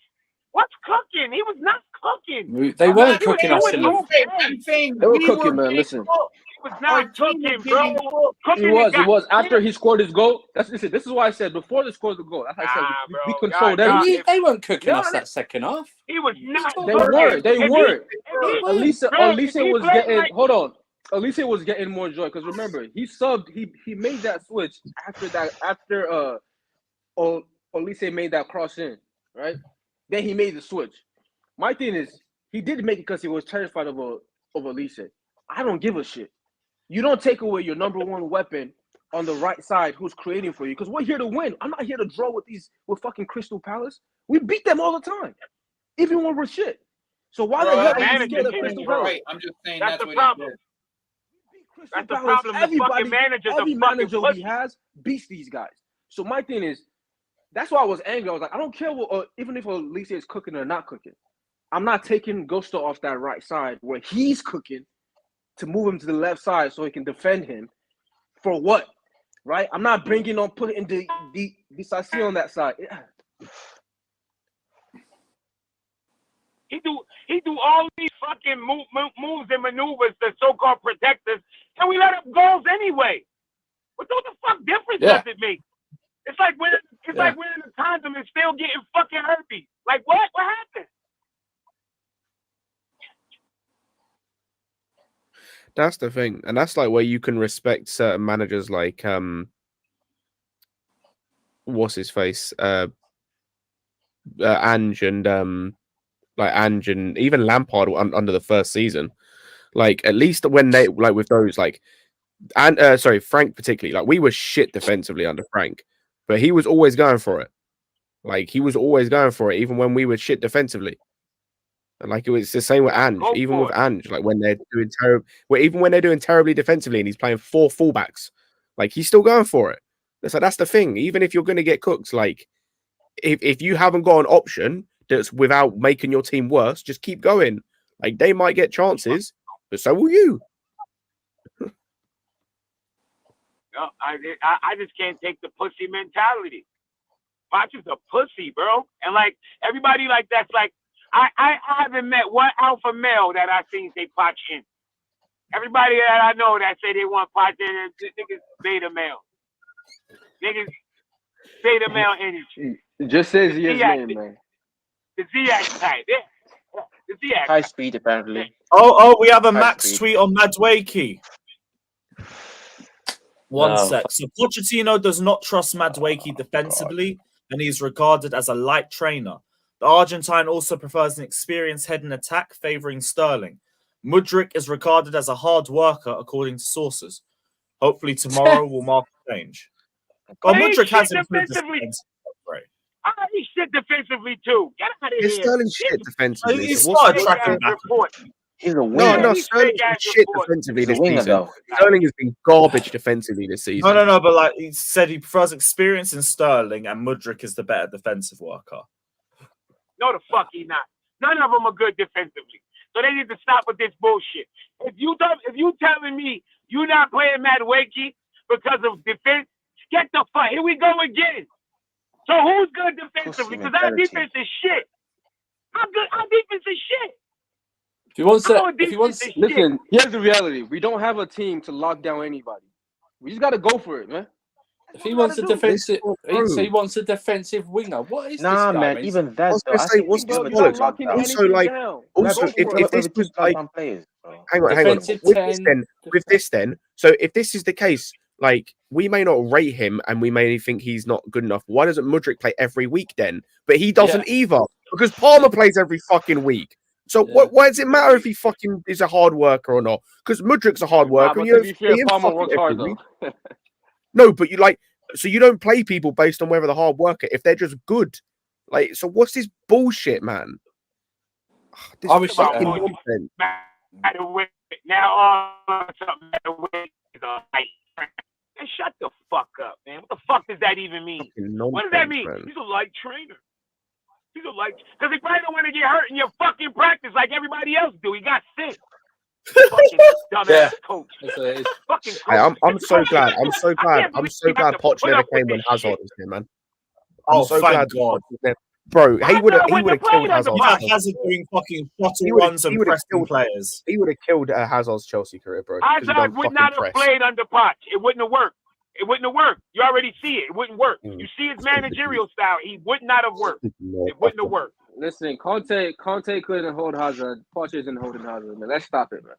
Let's stop it, bro. Hazard would do what the fuck. This man managed to get Messi to look shit. Like he's a dog. Hazard would do what the fuck he. It's Hazard, bro. Like get the fuck out of here, Poch.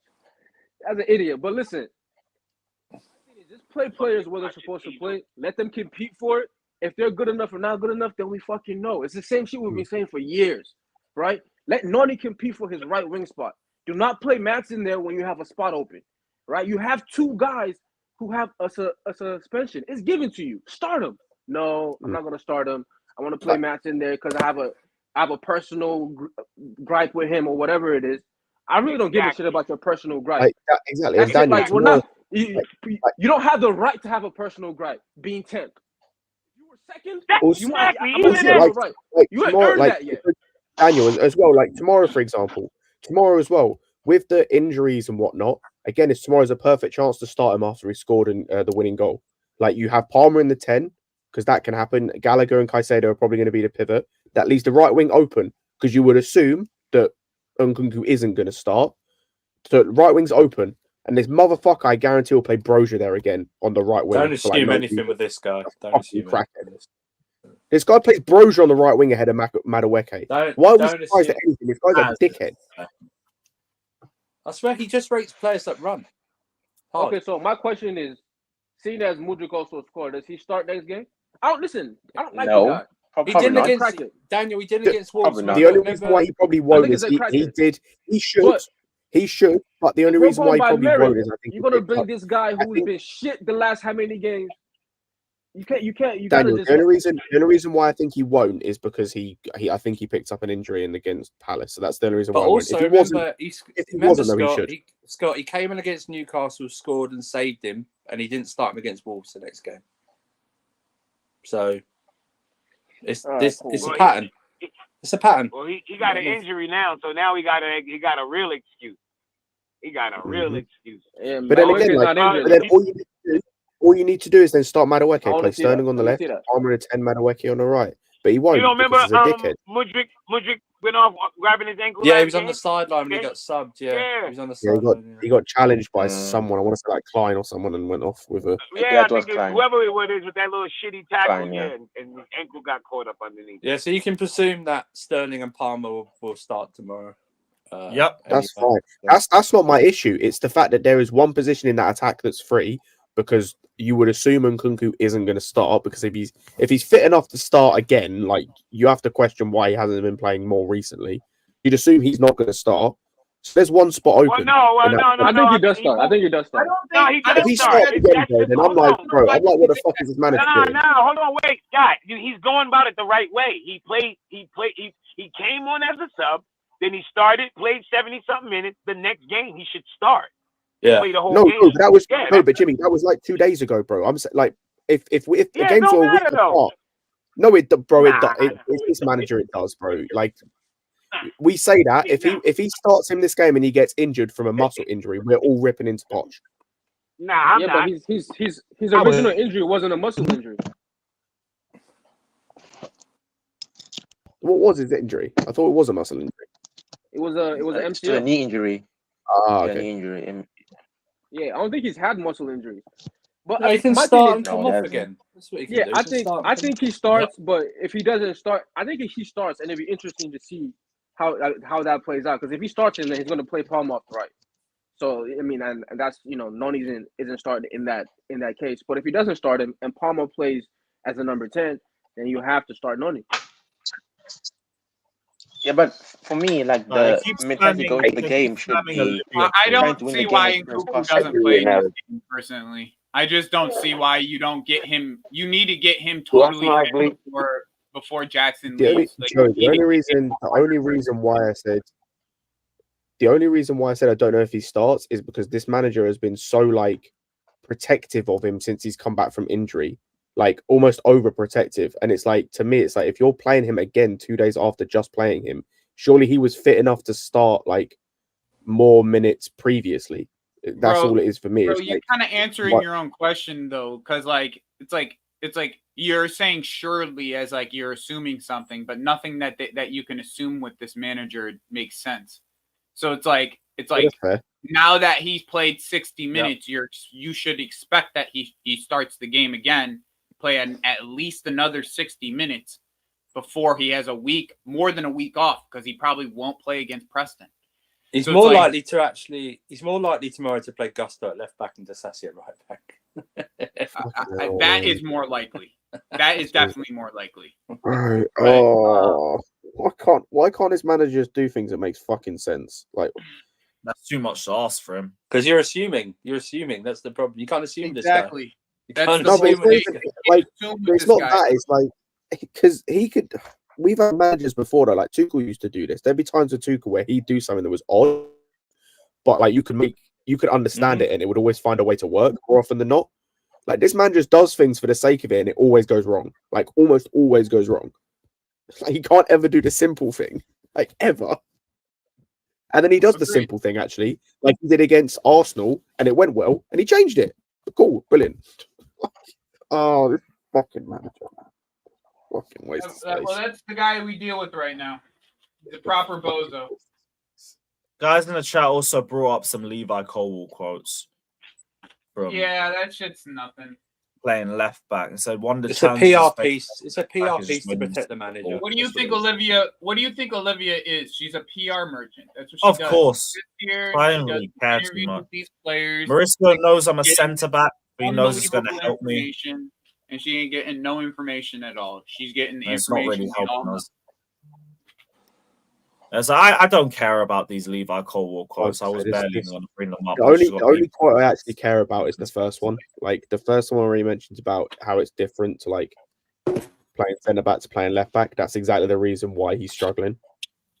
Here's an idea. Why don't someone ask?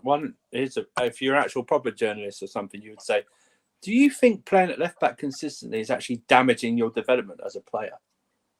You know what I mean? No, because look what he says at the end of that. He said he got his England debut, and he said Mauricio's helping me because when I go to centre back, I can understand what the left back wants of me a little bit more. But it's like it's not helping us now. He's a dickhead. Mm-hmm. What? I don't like Levi Colwill. What have I been saying? Let me see if I can find it. I think he answered exactly how he's supposed to. There it is. Levi Colwill wants to play left back so he can get into the England team. I've been saying he answered it the way he's supposed to. It's a PR piece, so it's fine. He answered it the way he's supposed to. It's a PR piece, so that's the answers you're going to get. So it's pointless deconstructing him and like so. Because all that doesn't mean shit to me. What I said earlier, bench him from this left back shit. I don't care. Yeah, that's nice. Yeah, that's nice. Yeah, exactly. Yeah, they're left back. I don't have to hate you or anything. Like this is like a classic left back ain't a good one. piece. Yeah, it's good. It got you your England place, but you know what? You're playing so shit. It's not good enough to get you in a Chelsea team, in my opinion. Do you know what I mean? That's the problem. But it's right. I'm gonna say it again. As far as I'm concerned, Levi Caldwell is a left back. Levi Caldwell is a left back. I've never seen him play center back.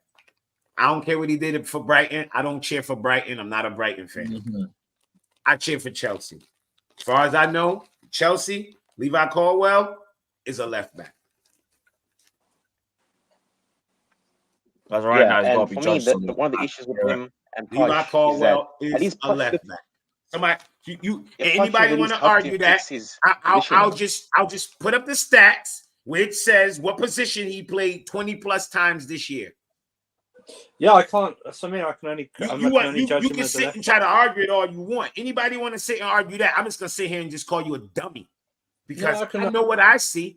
I know what I'm looking at. I can only judge him as a left back because I've not seen him. That's what I mean. I can only judge him as a left back. Dummy, and he's shit. He's shit as a left back. He's a left back. What did he play? How many? What did he play this year? No. I'm saying I can only. No, I'm talking to this cunt in the fucking comment.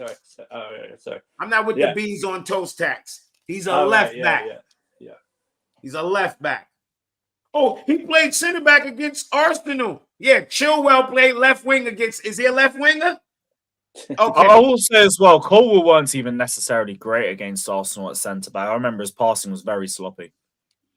Ian Madsen is a winger, an attacking winger. He ain't played one game of left back for this club. Fuck, I'm gonna call him a left back. Never seen him play left back. Yeah, I didn't watch Burnley in the championship. You need to be finished, you fucking loser. You think anybody care that you finished? No, Chilwell is not a left winger. Chilwell has played 1,000 more games at left back than he has at left winger. How many games at center back has Levi Caldwell played for Chelsea? How many? Two. I think two. One. I think. One or two. Two. How many games have he played at left back? Every other game. Every game he's available. What position does Levi Caldwell play for our club, Chelsea? This season, left back. Okay, so he's a fucking left back. If he was playing great, you know what we would say? He's been left back of the year. Nobody would say, oh, no, you can't say that because he's a center back. If he had 9 assists and 2 goals from left back, what would you call him, Andrew?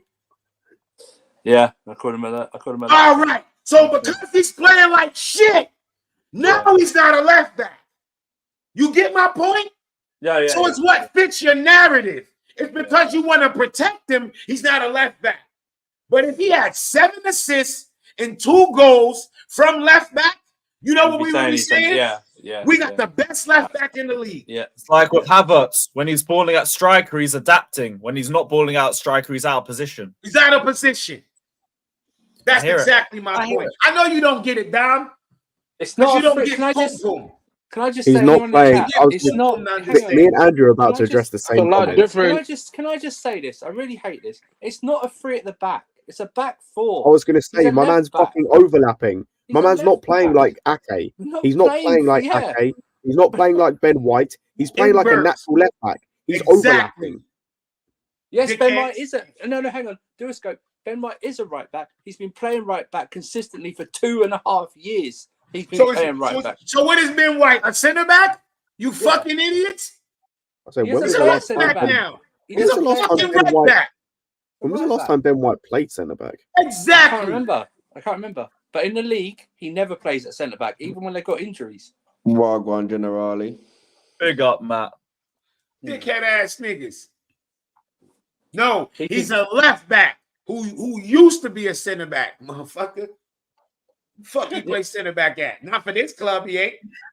Oh, he's a center back that plays left back. And then y'all get mad when y'all ask, shut the fuck up. You can't call Disassi a right back because he's been playing centre back. He's only moved to right back on other occasions. With Colwell and Ben White, are playing consistently in those positions. Ben White, especially, every game, like I'm saying, for 2.5 seasons has been playing as a right back under Arteta because he moved in at right back because he wasn't playing well at centre back. He bought him as a centre back. Listen, man, yes. I hear the sentiment of what you're saying, but Cole is not a fucking left back, man. Okay, and it's not even like Poch wants to play him what this idiot manager does. Yeah. It's like Or I'm taking what Poch does as fucking gospel. For what? Where has he played left? Where has he played center back? Huddersfield in the championship. Detroit idiot manager. So now what a nigga do in the championship count? Because he only played a handful of left center back. How many games he played for Brighton last year? 20? He probably played more games in the Prem at left back than he has at center back. In the Prem. Let's find out. Let's do the number. Somebody look up how many fucking games he played for Brighton. That is due to Pochettino playing him as left back. Why are you taking that as gospel? Bro, he played left back for almost 20 fucking games. What are we talking about? For who though? For Chelsea. Pochettino. But what club? Is it not Chelsea? Is it Chelsea or is it not Chelsea? The manager. Do you love the manager? Do you agree with all of the decisions? Whether I agree or not. No, that's not it. I don't agree. That's my point. What is for me to agree with? 6'3" center back at left back. I don't agree. What is there for me to agree with? I don't agree, man. There's nothing there for you to agree with. So why are you taking it as gospel as, oh yeah, he's a left back because you're playing him at left back? It's not gospel. Yo, listen, I'm gonna say it again. Let me tell you. Let me tell you why you asked me why I say he's a left back, right? You asked me why, right? All right, let me tell you why he's a left back to me. He's played 2 games at center back. I don't watch Brighton. I watch Chelsea. He's played 2 games at center back. When we have 4 left backs, 4, he played left back. Again, idiot manager. We had Cucurella. We had Chilwell. We had Madsen. And we had Lewis Hall. Ask me who played left back. Oh, everybody shut the fuck up now, right? No, because we had my point. fucking left backs. This is due to when the he started. manager. It makes no difference. But it's a clear misprofiling of player. Oh, is it? Yes. Yeah. Yes, it is. Yes. You call it what you want. I'm calling what I see. He's a left back. Nah, he's not a left back. He's a shit left back. By the way, if he's a left back, then Gallagher's a starter. Gallagher is a starter. He is a starter. You guys were talking about him like his 5th choice, right? Like who's 5th choice? But he is. Gallagher's a starter. What are we talking about? Why do you want him going? Yeah, what? We're saying he should be. But he should be going. What we want and what he is 2 different things. This is the point. No, y'all want him to be a center back. That's what y'all want. No, because he is a center back. No, but he doesn't play center back for Chelsea, though. Because Pochettino doesn't play him there. You keep going back to the same thing. It's a circular argument. No, it's not a circular argument. I'm telling you, he's a left back. And that's left back, he's shit. He's not a left. He's shit at left back. He's not 100%. Left back. Oh my God! You cannot say he's not a left back when he's playing. He's not a left back. He's a terrible left back, but he's a left back. He's not a left. He's Yo, what you saying sounds dumb. So somebody gonna play left back for 30 something games, but you still gonna say, oh, he's not a left back. What? He's not a good left back, but he's a left back. He's not a good one. But that's what he does. Unfortunately, that's what the manager. That's what this manager sees. What are we really arguing here? I'm just having a look as well. I'm just having a look by the way. But we have to still take in that this season, because he's played majority at left back, you can only judge him really as he's playing as a left back. I'm just having a look as well. Judging him as a left back, and that's why I said when this stream started, he should not play left back. No, we agree. I think everyone agrees. He shouldn't play left. All agree that. So that has nothing to do with me judging him as a center back as well. He hasn't gotten a chance to even show me anything. I ain't judging him as a center back. I haven't seen him play center back. Yeah, but he's a shit left back. Center back. He's a shit left back. He's a shit left back. I agree with that. That's what he is. But he's a center back. He's a center back, though. But he's a left back. Yeah, we're gonna keep going in circles, man. Whatever. Nah, man. Whatever. I'm sitting up in the same spot where I've always stood. He's the left back. Same, man. That's why we keep going back and forth. Now that's what we're doing. We're not going in circles. We're going back and forth. I say Oliver said it right. He's a cosplay left back. That's what he is. By the way, just on really quick, I'm gonna lose the signal in a minute. I'm in a boondocks. I'm in a woods actually. Quick, someone interrupt him. Interrupt him, quick. Someone interrupt him so he can't say anything. Fuck you, fat bastard. Jimmy, so Madsen, are you doing a left back play for Chill? Yo, you already. So why are you counting him as a left back? You're already there. You're already there. Wait. One more time. Try again. I'm saying like I consider Madsen as left back because he never played left back for Chelsea. But you count him, he's a fifth. You count him as a left back.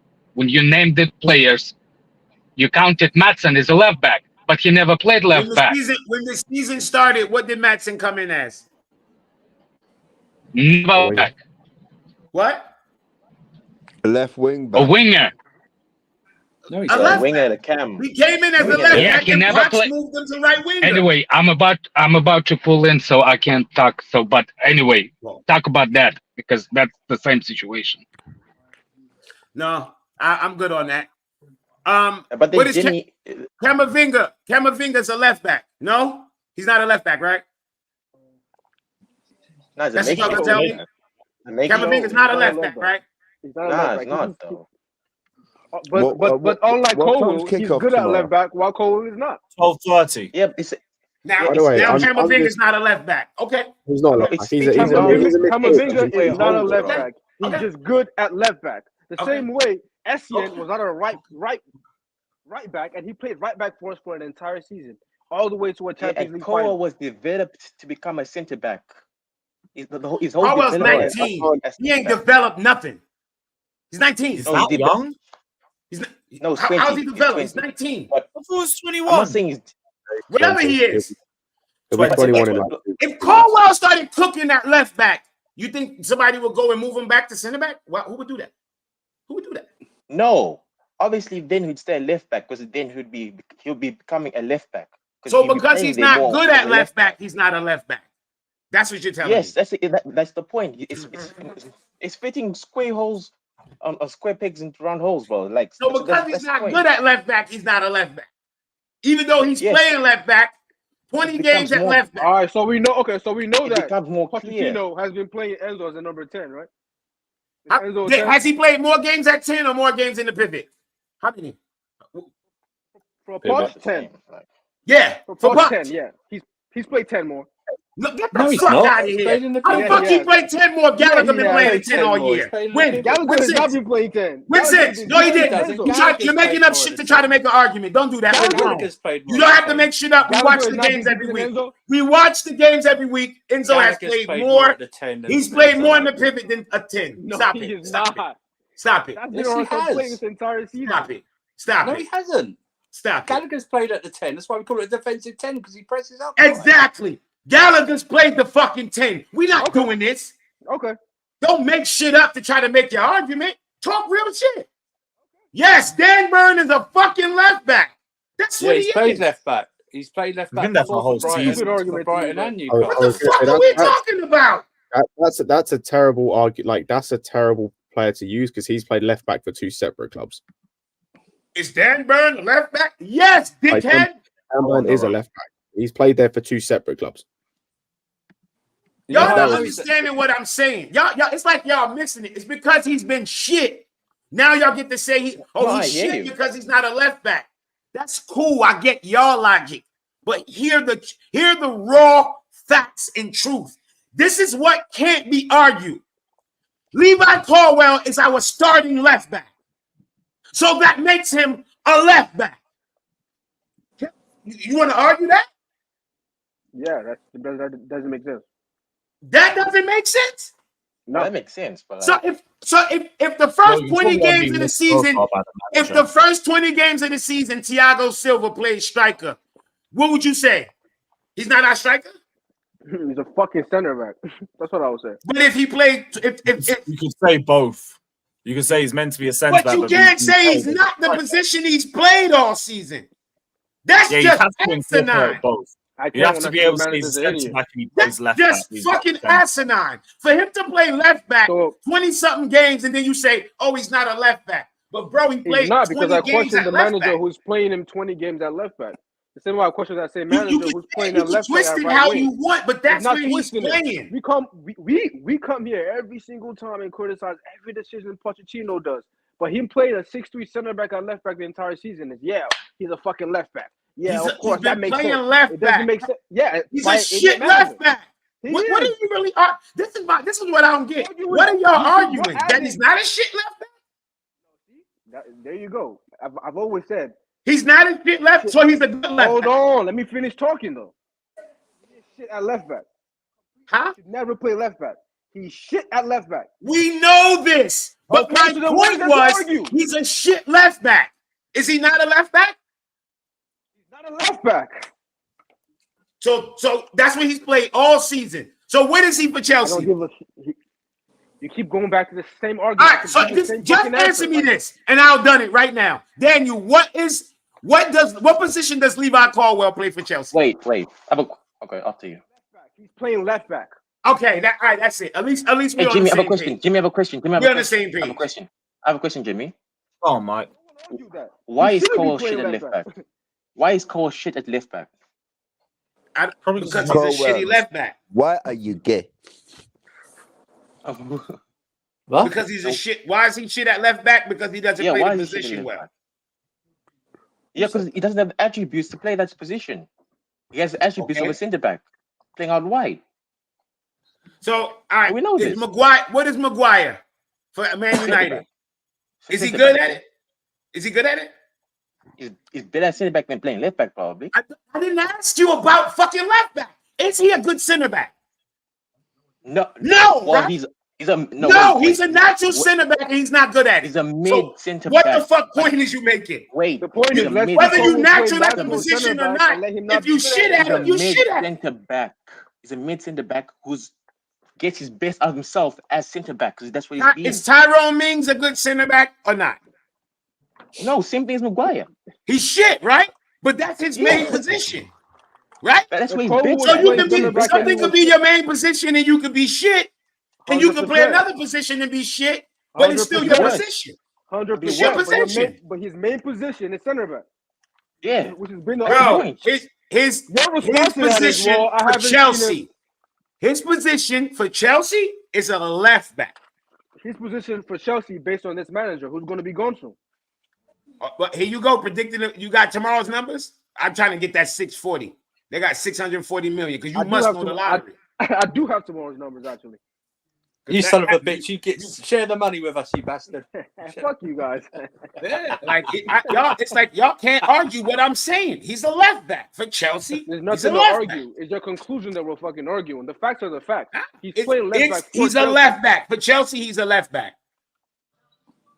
For Chelsea, he's a left back. For Brighton, he was a center back. But for Chelsea, he's a left back. No. So what are we doing? Let's move on, man. Let's move. He hasn't played for Pochettino. He played for Chelsea. I'll go through the super chat quickly. Big up to my guy Artem saying, "Big up, boys. Haven't had time to watch the stream, but been potch out since the Man United game. Nobody will ever convince me that these players on this team are bad enough to be 10th. Everybody is regressing. Tell that to half of this fan base. Apparently, we've just bought a bag of shit, and they're letting the manager down." That's the alleged narrative that's going around. But I agree with you. I tried so hard to give Poch time. But after that United game, I was like, yeah, I'm done. I'm done. There's no way I'm defending that shit anymore. I'm not even going to be patient about this. Fuck you. This guy's literally ruined half of our season. Big up to 207. Saying people in the chat mad about back and forth. Opinions are real. Sorry, guys. Big up panel. Exactly. So I don't get in the way of this shit. You might want to debate a point. That's the whole point of fucking football. Football is opinionated. Everybody has an opinion in football. It could be right, could be wrong. People could agree, they could disagree. As long as you bring points to the table and you can back up what you're saying, whether it's legit, whether it makes sense or not, you have a legitimate opinion. You just have to We be should able have to sold back his up. ass to Brighton. That's what the fuck we should have did. Got fucking Caicedo for cheaper. He'd have been balling. I just wish we had fitter left backs, if anything. Then hopefully we wouldn't have to persist with this shit. Actually, no, who am I kidding? Colwell was playing left back before Cucurella even got minutes there. He had to play right back before we gave him a chance. So what do I know? What do I know? What is spamming in the chat, you weirdos? You fucking weirdos. So Nicholas Jackson is back in the Senegal squad. So we're gonna have potentially 4 to 6 games of Brozier. 8 games. Your mother's It's 8 games. 8 games. If he gets all the way to the final, it's 8 games. I thought it was up to Crystal Palace away. Yeah, which is 8 games. So Fulham, Middlesbrough, it hasn't got the Middlesbrough home game in it. It hasn't got the Middlesbrough home game, and it hasn't got. There'll be another FA Cup round as well. Yeah. It's 8 games. Oh, we should be fine for 8 games of okay. Well, you had plenty of opportunity to get back to sharpness then, but Broyer's given me absolutely nothing to really have faith in. Just raise the bar a little bit. Raise the bar. Or we might see Nkuku or Palmer play up top. We really need to. Might quietly be a safer option for right now, but I would assume Brozier's going to get game time. So we're going into game 20. Everyone's asked for. We're going into game 20, and we don't know what our manager's going to do. Nope. Think about that. Know what the back four's going to be. And Jimmy, do you know what the stupidest thing about it is every possibility do we think there's something wrong with it? Every possibility do we think that he could do? It's not even a perfect possibility because like even the one where Nkunku plays up top, I just keep thinking about the fact he's probably going to be isolated most games. He's probably going to end up like looking like nowhere near as good as he should do, even though he's a great player because it's just going to be the way Poch plays him is going to be a fucking mess. Like, man, it just sucks, bro. Nigga, he got you not even interested, not even caring about fucking going into the game. Got stressed for everything. Even Preston's a bit of a worry. I saw fucking teams struggle against fucking League 2 Wimbledon. I can't have faith against anything. Anything. It's just gonna be do we play enough and do we get enough chances? Ryan Chilwell doesn't come back into the team when he's fit. He earns his spot. He's been dog shit for a year and where am I playing him? You know where for him to play? Where you gonna play? Bro, I'm sending him to the nearest. Like, I'm sending him to the farthest airport away, bro. I'm sending him to Thailand. Like he can go and chill there. Yeah, Chilwell man. Because he can't put him back in their wing in the attack, and he's not moving Caldwell because he's our left back, worst left back in the league. He benched Chilwell. So no, he benched Chilwell while playing Caldwell at left back. So you don't even see him as a left back either. Chilwell got benched for the worst left back in the league. Let that sink in. Think about it. Sheesh. There we go. This tired stat as well. 20 plus shots, no goal. 20 chances created, all from fucking corners. 20 plus dribbles completed. 20 shots is a waste stat, and the 20 dribbles in the opponent's box. 2 waste stats. 2 waste stats. The most fouls in the league. Not even that. They see the turnovers. Turnovers as well. They see the turnovers. Like, the only stat about that entire waffle there that I care about with Gallagher is 20 touches in the opposition box. Because nothing else in that fucking waffle session. 20 shots, that could tell me how many on target. 20 chances created, he takes all our fucking set pieces. So he's going to have the most chances. 20 dribbles completed. Where on the pitch? There's no context. 20 duels. He's a number 10. I don't give a shit how many duels he wins. Like, bro, like the only stat based on where he plays that's of any importance in that whole fucking waffle session is the touches in the opposition 20 box. plus shots and 0 goals. And 0 goals. Bro, that's you're what telling me I 20 put on Twitter. Bro, I want to know how many of those are on target. I was going to say, tell me how many of those are on target because there could be none of those could be on target. How's that a stat? Who cares? 20 shots. Okay. No, it's a stat, bro. It's They'll get blocked anyway. But Jimmy, ever since I've known the shot stat, it's always been like in games where it's like they'll show you shots and how many are on target. I've never ever seen it used where it's like season how many shots somebody got. I've never heard of that. Itself. I literally never ever in my life seen because we don't how got many any goals shots from a it. player took. We didn't get any goals That's from it. So where did those bro. shots go? I just want some context behind those stats. Like I'm a stats guy, and you're making me hate stats because there's no context. Same, Scott. Bro, I like stats, man. And you're making me hate them. Because I can watch my own damn eyes on this. Just think about that. Think about that. To make that tweet look juicy. 20 shots on goal. What the fuck does that even mean? No, it doesn't. Oh, Jimmy. It doesn't say on goal. It says 20 shots. He can have no shots on target. And we know how many rosettes he got. Hey, Scott, We know how many rosettes he got. Target for us? Bro, he can have none of those on target, and that stat would still be true because he's had. Yeah, it's just 20 plus shots. It's not even on target. It's just 20 plus shots. This is a. Do you know how many times Ben sent this to me today? By the way, that's why I was already starting the stream in a bad mood because I had to fucking argue over this stupidness already before I went live. That's what, bro. 20 dribbles completed. Where on the fucking pitch? Man, 20 shots of Henny, 20 hair products, 20 shots of Henny, 20 shots of fucking vodka, 20 shots of rum, a JD.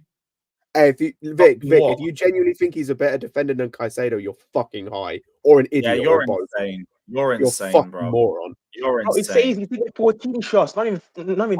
It's all comps. It is all comps. The other one that I like to ask is how many of those ball recoveries are from passes that he misplaced?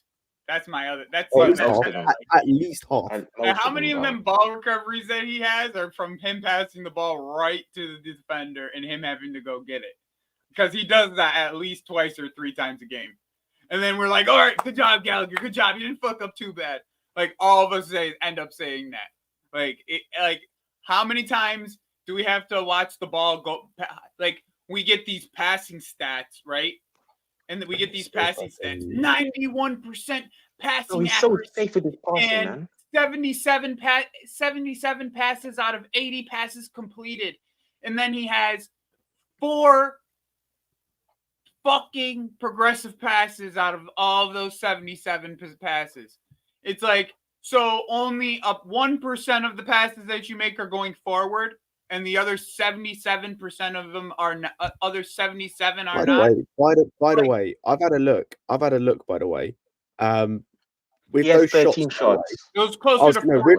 With those shots, half of them are on target. And 0 of them are goals. Oh, and we know the ones that's on target that people go just like this and start to break the other way. Yeah. Catch that shit and start to break the other way because he has not barely any shots that's been a threat. I remember the one that hit the crossbar. He had one that hit the crossbar. Lewis, let me just address Aaron Q, one of your mods in the chat. This is where you don't listen. We criticize the defense as well.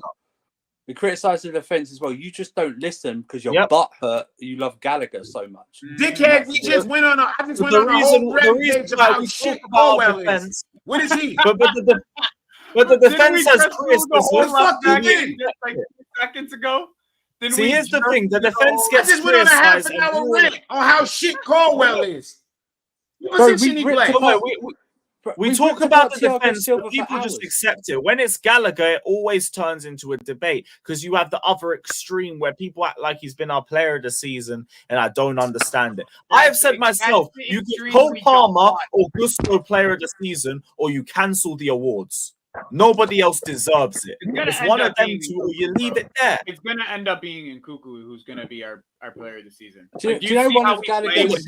As of now, it's them two, or you just cut it off. It's going to end up being him. You see how we play when he's on the field? Like, if he's on the field, we're a better team.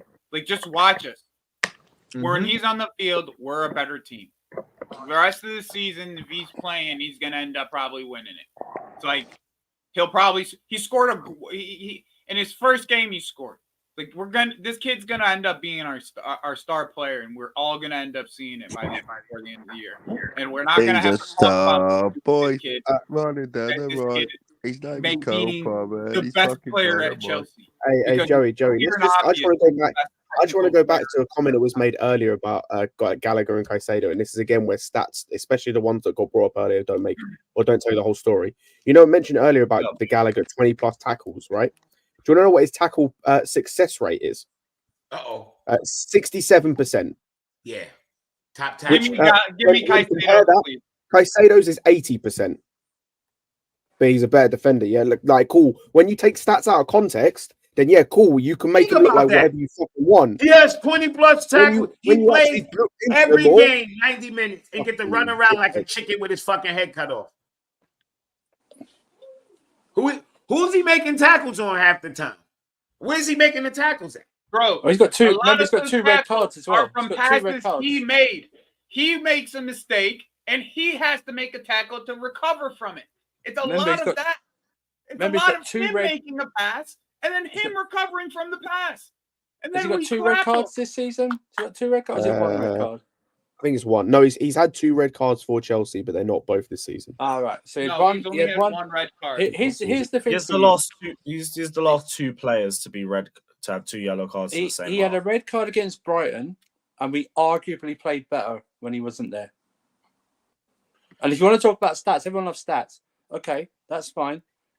He's got less goals or no goals. Enzo's got more goals than him this season. You lot love to criticize Enzo. And then Kunku. Has more goals. So what do you want to do about it? And also, that's why I hate the assist stat.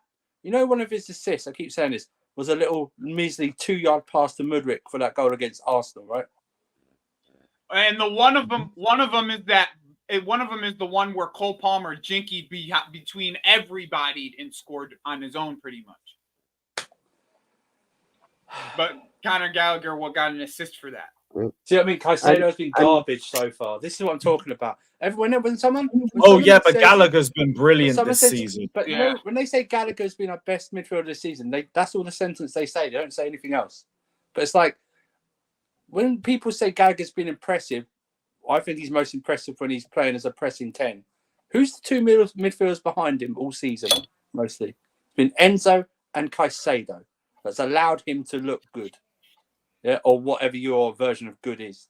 But you don't praise them, do you? No, because the guy runs about and tackles. Bro, we struggle to break a press so much when it's freaking Gallagher in their pivot. It's like pass back steady once Gallagher's in our pivot. And what people don't. The easiest thing we've been found that out. Didn't cost us a game against Wolves, the manager. Bro. All you got to do is press us when he's in our pivot, and we got no chance. Hey, so Brozier and Jackson weren't on the pitch. Like they just didn't. Fuck off, man. It wasn't single-handedly starting. There was 100 more minutes in that game, my friend. Yeah. What people I don't think understand is as well. Why I don't think people understand that pass is in the 99th minute. I remember now that pass in the 99th minute. Because why I don't think people understand as well, because I've seen it a couple of times in the chat already, is most people on this panel do not hate Gallagher, right? Most of the people don't hate Gallagher. What they hate is they hate you people that prop him up and make him bigger than what he is, and they hate this idea of stan culture and this idea of bigging up just the most minute things. If we don't hate Gallagher, I dislike Gallagher the player because I don't think he's good enough. Most people on this panel don't hate Gallagher. They hate what has happened. Like they hate the symbol. Like they hate the symbol that Gallagher's become. He's become Mount 2.0 again. 2.0. It's the same thing. It's the reason why people turn against Mount. It wasn't because of Mount the player. It was never because of Mount the player. For the most part. Most of us can admit Conor Gallagher has been pretty good this season. Most of us can admit that. Joey, I spent. I don't know about that. You've got me, right? You've got me with the Gallagher agenda. Spent most of the first. You've got me with the Gallagher agenda, spending most of the first few games of the season talking about how much he'd improved. He's better than last year. We can at least say that. 100%. Yeah. This is the best he's been since Palace. This is the best he's played since Palace. 100%. I'm glad because last season it was awful. That means we can get more money for him. Yeah, he just raised his price tag. $50 million in a striker.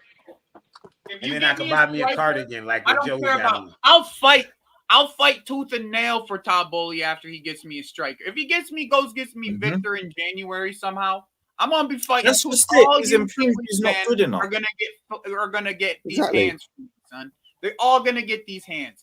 A man said player of the season for a guy who was mid against Villa, Bournemouth, Burnley, Brentford, Brighton, Sheffield United, Wolves, Newcastle, Crystal Palace. This is all off the top of my head, but player of the season and our best midfielder. Like, he's improved. Just leave it there. Like, come on, best midfielder waffle. Lion share spot For on the right season there. waffle. What are we talking the Lion about? share spot on. The Lion Makes me share spot sick. on right there. Lion Bro, share Palmer spot has way more goals and assists than Gallagher. If you use the stats that matter. And The Palmer stats that doesn't get matter, talked about anywhere near as Gallagher does, and that's the problem. I That would is the agree. issue. I would agree That's with the Talking about issue with Gallagher the all fan game base. instead of Gusto. He's If probably Scott, what y'all call it, Mank. When you if from Manchester, Gallagher Mank. if Gallagher Mank. played this Mank. well He's coming proper off the Mank. bench, or and spot moments, right? We wouldn't. Aaron, even but with this, what about the Newcastle game when we didn't have What about Caicedo? Brentford? No. What about Brentford? Hang on. What about Brentford when Gallagher was in a pivot and played like he'd And never we played had no football? Enzo. The fuck are we, bro? We We can still do lost. this all day. Bro, There's a we game can- for the Enzo agenda. There's a game for the Gallagher agenda. There's a game for the This is what- Caicedo agenda. this is what Let's just say people they've don't all been understand. underwhelming. If I have to really pick the best midfielder of the three this season, it's Caicedo, and it's not Gallagher. If we're being honest about it, but they've all been underwhelming. We can Man, call look, it what they it all- is, but they- Gallagher they being head all and been- shoulders over everybody is not true. It's not true. man. None of them have been good enough for me. But if we sitting here talking about who's better players, it's not even no question. I'm not about to take no fucking 20-game sample out of a manager who's not good to decide that, oh, Conor Gallagher's better than Enzo, or he's better than It's not even Caicedo. close, right? It's not even Bullshit. close. Bullshit. If you take Chelsea team right now and you say, yo, we're going to liquidate this team, you know how many motherfuckers is going to sell before Conor Gallagher? A lot. So I don't A know lot. what the fuck people talking about. I know what He's been our midfielders best every player. team in the league I is don't going to be care. for.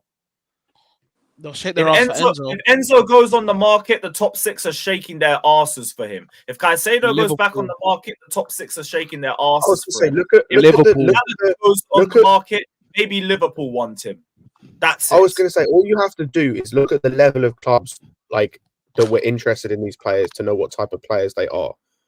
Like Enzo had interest from Madrid at one point, like as well as us. You had Caicedo had interest from Liverpool to start, and then midfield had interest from Arsenal. Yep. The most Gallagher's getting, is Tottenham. Spurs. Tottenham. It's And he Palace. wouldn't It's start West at Spurs. He would not start at Spurs. What don't you guys No, he get? wouldn't. Of course he not. Would Who we not gonna start over? at We Spurs. can't start over Sarr, and he can't start over. Josh. Just not to get it starting through your over tiny mind, by the way, just to get into your tiny mind, Mount's best season, as much as I disliked Mount as a player and didn't think he was good enough and didn't make a difference, Mount's best ever season is better than anything we've ever seen from Gallagher. I said that the other day on the stream. I said I can't believe they freaking out for Gallagher. And By the way, YG Jez is a Spurs Mount's fan. best so he doesn't season have Gallagher shits start. all over He this. says he doesn't. So. Yeah, Jez is a Spurs fan, and we know he Gallagher wouldn't start. And Jez said it there. Exactly.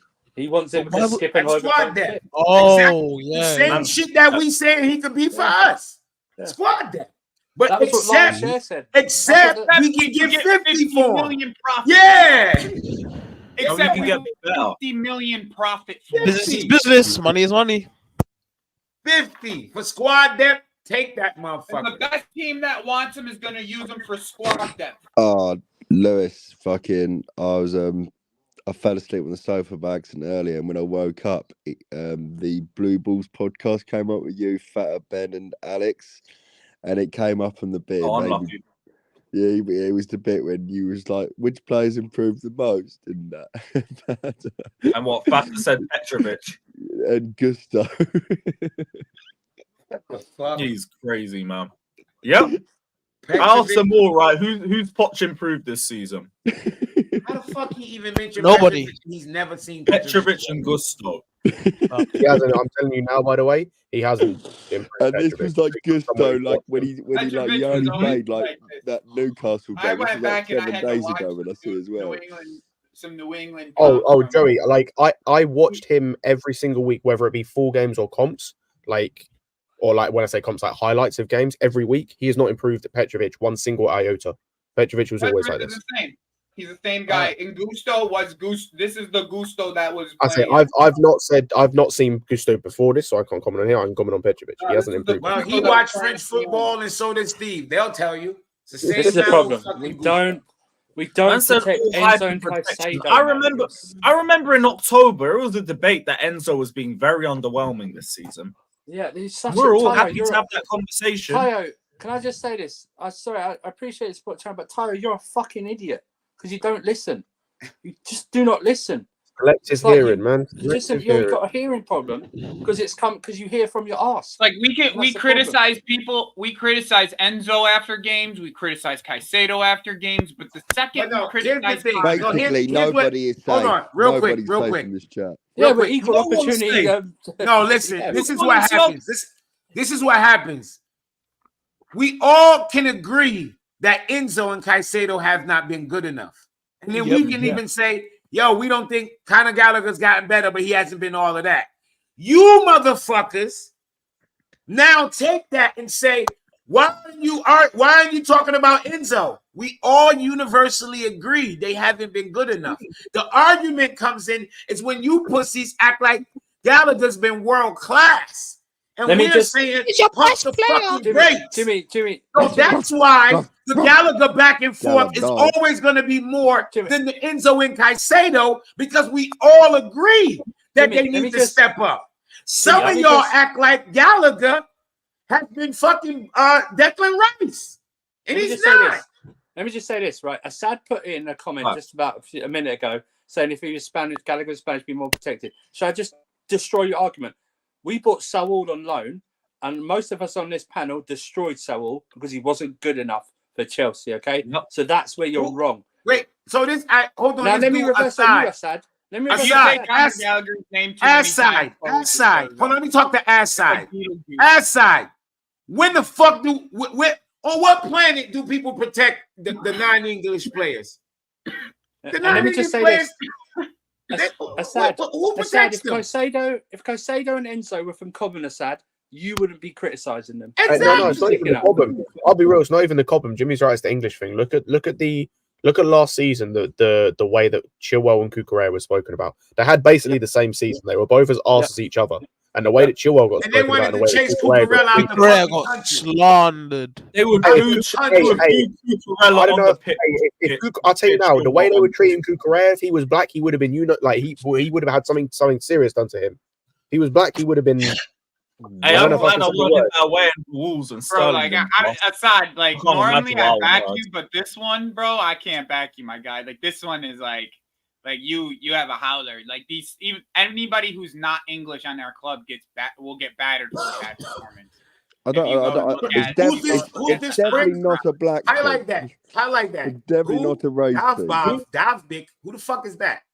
What's that? I have no idea. I don't know. Who's who? Oh, he's the Girona. Assad apologized. We'll forgive you, Assad. Yeah, he's the striker at Girona at the moment. Oh, I'm looking at him right now. Yeah. Pass. Fuck out of here.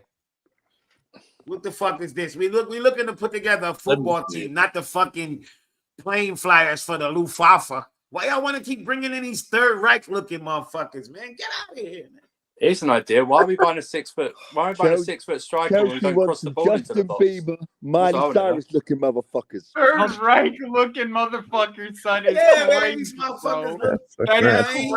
I don't rate no anyway. Y'all know what I'm doing. Like I was the only one that show caught y'all that shit. Y'all know what I'm doing over here. But hey, it's crazy. Hey, Bowley, stop fucking with Korean Jesus. Okay. Anyway, see what he looked like. How many goals he got? 11 goals. Another Ukrainian guy. Dealing with Korean shit. Yeah, he's a Ukrainian dude. 26. Nah, ain't he Ukrainian? No, we got one Ukrainian. We got Ukrainian quota. Ukraine boat. Yeah, Sad's got a point there. Chukwuemeka. May as well get Yarmolenko, bro. Yo, we have reached our Ukrainian quota. What are we talking about here? Guy's crazy, dog. Like Dogman. How you say his name? Let me go look at his comps, man. Let me see his comps. Hey, we've done enough. 17 right now, bro. We've done enough sacrifice for their. Yeah, there is link up, though. Hey, good link. We've done enough sacrifice for their war efforts. Okay, you know what I mean. We don't need to do anything more. They ruined us, man. They ruined us. Yeah, you know them ones. I'm not. I do not stand with Ukraine. General. Yeah, Matt. Now that you're here, right, I want to ask you. Yo, Matt, you shut the fuck out every time you say that shit. Yo, Matt, what's your thoughts on ticket prices going up next season? What? Wait, say it again. What's your thoughts on ticket prices going up next season? Yeah, the ticket Nah, prices. I'm about to actually do some scouting on this guy. Well, how much they going up? I normally like to watch. We haven't got a number yet, but it was reported ticket prices are going to go up next season after years of price freezes. Inflation pressures have squeezed revenue, leading to us lagging behind rivals on match day income, and obviously lack of Europe don't help. As long as there's players coming in and they're doing it consistently, and the club's showing me that they're spending their money, I don't, yeah, whatever. But don't. But as long as they don't violate with the price, I don't care. No, Matt, they did say. I don't Matt, they care. did Like, say it's the though. same with the bus prices. Like, I didn't care about the the club's a business. They need to earn money. Do you know what I mean? I think he's on Real Madrid books. Jimmy's a winger or something. And if us as fans want our club to try to get the best players, trying to get the best manager, generally wanting the best for the club, then yeah, I'll pay extra. But don't be trying to charge me extra, not putting out yourself. Do you know what I mean? Just basically being like a spoiled. Basically, Man United. But here's Lewis. You forgot. Did you see spending the money if I know the money's going towards the club? Do you know what I mean? Like if it's for the greater good. Lewis, did you see the message afterwards? They said they would keep the ticket prices lower if we sold Conor Gallagher. That's what they said. That's the. Get him down. Out you go, bro. Get out of here, man.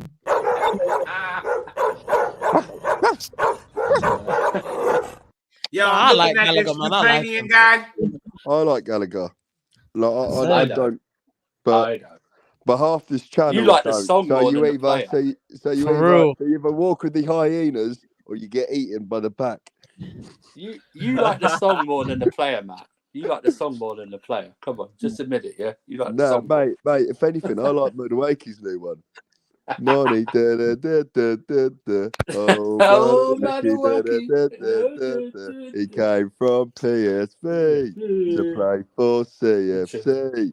Nani, da da da da. That's a fire song. See what I mean? That's a fire song right there. We need to. That better be going out at Luton, man. Actually, no, we said it will when he's on the bench. Let this guy press. He don't press. Get him the fuck out of here. But on a level, I like Gallagher. I think Gallagher. I'm watching some comps right now.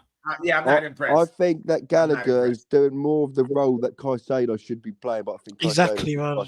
Imagine when he leaves, that midfield will be fucked in terms of going forward. Like, fucking hell, man. Relying on someone like Caicedo to get the ball and push it all the way up. No. You mean like he was doing for Brighton? Why not? Huh? We got Caicedo because we got told that he was the best at getting the ball back, intercept the ball, and driving the ball forward. I haven't seen that geezer pass the ball forward the last 4 games. Gallagher, don't get me wrong, he ain't got the best pass share, but he's quite good at dribbling it, quite good at getting run forward. That's where? He runs forward with the ball. Did you say dribbling? Stop the cap dribbling. Not the dribbling, but running forward. Yeah, like what are we running talking forward about? with the ball. Like, I mean, not necessarily fucking skin you, but he'll get past you with the ball. Do you know what I mean? He ain't fucking bad. Like, he doesn't get pushing the ball forward and then being quicker than someone and getting the ball. Like Different to dribbling. the thing that lets Gallagher down is he's pass and he holds the talent. ball. He holds on to the ball too much, pass it backwards too much. Yeah, commits too many fouls. He's not positionally aware. He's finishing his pants. His set pieces are atrocious. The vision is non-existent. But he's got a great song, though, Lewis. He's got a great song, yeah. Great song. Well, it's just repetitive. Good. He's also from Cobham, so I guess that helps. On a gala dog. Woof. If Connor has the ball, I wouldn't be as soon as he gets the ball, he gets shook. He starts freezing. Yeah. It's like he's just like I say though the ball's worse. If he progressed the ball more, I wouldn't be this. Where do you get that? I was going to say, you didn't see him last season then. You definitely didn't see him last season. No, I didn't watch him last season. I'll admit that. he played in a more possession-heavy team. Yeah, we can't do that because we've got a shit manager. Exactly. So why are you blaming the player then? If you're a shit manager, so why are you blaming the player? Because look, like, have you seen this? Hey, I pay out his fucking pay out his release clause and get him in January. Get him in I don't know now. what it is now. It's changed. Yeah, come right? on. Yeah, we can do it now. We can do it now. We couldn't. Yeah, do but it I just is it lower now? Like that price is going to be the same now. no, as it's in 130 January. mil or 120. I don't know. Oh, is it? No, 112 million pound. But they were asking for 150, weren't they, in the summer? No, it's like 120. Now it's like 112 or something like that. No, but what I'm saying is, yeah, no, 120 million euro, 120 million euros. Yeah, euros. euros. 112 112 million pound. Are we sure this photo is real, right? It's not been photoshopped, right? I just want to know. No, it's real. That's from ages ago. When he was a little youth. Well, that's the Champions League kit, 11-12. Yep. Chelsea sent truth, but couldn't get a game alone. Also won the Undertaker's just wasn't Druids. the same. Mid centre, mid now. He's playing every week. Lewis Champagne like it's rubbing off his cheeks. He's rubbing off his cheek. I was gutted, mate. I love that Ruben song. The thing is, I try to get it going. He's flying high in Milan, man. He's flying high. No one ever knows that tune. I don't get it. He's what? So I saw an interview or some comments from like a former AC Milan player that said that he needs to do more or something. Oh fuck! Apparently. Ups and downs. Ruben, apparently. He's been playing good this year at AC. That's what I heard.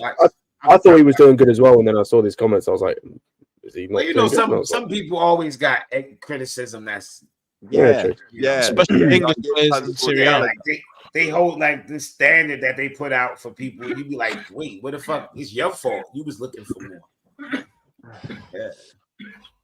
Right, just going to go through the super chat quickly. Big up to Miles saying, unpopular opinion. Zakari would have been better suited for us than Gallagher. Definitely, he would have been more talented on the ball as well. Big up to Cenac saying, stop the cap on Caicedo's name. He ran the ball forward at Brighton, so he can do it. Let's use critical thinking and ask why he's asked not to do it here. Probably managerial instructions. Probably like, see how players have changed over the last 4 months. Look at Nicholas Jackson, for example. He's gone from playing with pure confidence to looking shook 5 times out of 10 on the ball. I say 5 times out of 10 because there was moments of very good link-up play in the last game. I do want to address that as well. But he has looked a lot more less confident in himself the last few games. Holy shit. So let's do the predicted lineup for Chelsea. Oh, we're going to be in our away kit for this game. I just saw the Chelsea account tweet that. If it's that Eton Blue kit, we're so fucked. Yeah, I still ain't get my fucking Eton Blue kit yet. Oh my days. Are we doing our predicted lineup for tomorrow? What am I waiting for? I'm such a dickhead. Right, so Petrovic should be back in goal. Let me change the formation quick. You ain't gonna be that. Oh yeah, Lewis, when Sanchez comes back, who are you having in goal? Petrovic. Nah, Petrovic ain't done nothing to be dropped. Yeah, you play Petrovic until he has a stinker. Yep. If anything, a string of them. Left back is going to be Colwell. There's no point even debating that. Do we think Thiago Silva returns back into the team? Hopefully, probably. I think so. I want to see Colwell, Thiago Silva, centre back, left centre back. No, that's not going to happen. It's going to be left back. Yeah. See, that makes sense in your head, but in Poch's head, it doesn't make any sense. So he's a fucking crackhead. What shit manager? The terrorist. So Gusto or Disassi? Probably Gusto. Has to be Gusto. If I see Gusto, it'd be Disassi playing, I'm turning off the TV. Thiago, right? Because Badiashile is out. Yeah, no. He'll Wait, probably be, did you get a knock? As he came off, didn't he come off injured the other night? Yeah, he did. He was limping. Has it been confirmed? Does anyone know? I don't know. Like, the centre back partnership. The centre back partnership is changing again. Okay, no problem. If it's injury, fine. But if it's not, then it's this fucking guy. I swear to God. I haven't seen anything with an injury, thankfully. Thiago Silva starts away to Luton. I might not watch it. There we are. Caicedo, Gallagher. Now it's a real question mark. I don't think Mudryk plays, so you're probably going to have Sterling and Oh, fuck. Palmer. Oh, fucking hell. What the fuck are you doing? That was a mistake. I think Nkunku goes back in. Lewis, can we do our own team after we do what Poch is going to do? Yeah. Team everyone. Why? Why? We'll just make ourselves depressed. Yep. No, it's fun though. That's a fair point. That's a fair point because we know There's no point. There's no point. First. And up top, I'm guessing probably It'll be Jackson. It's his last game. Yeah. For the AFCON. I saw fans celebrating this going, but we're gonna have to do a Broya for like a whole month.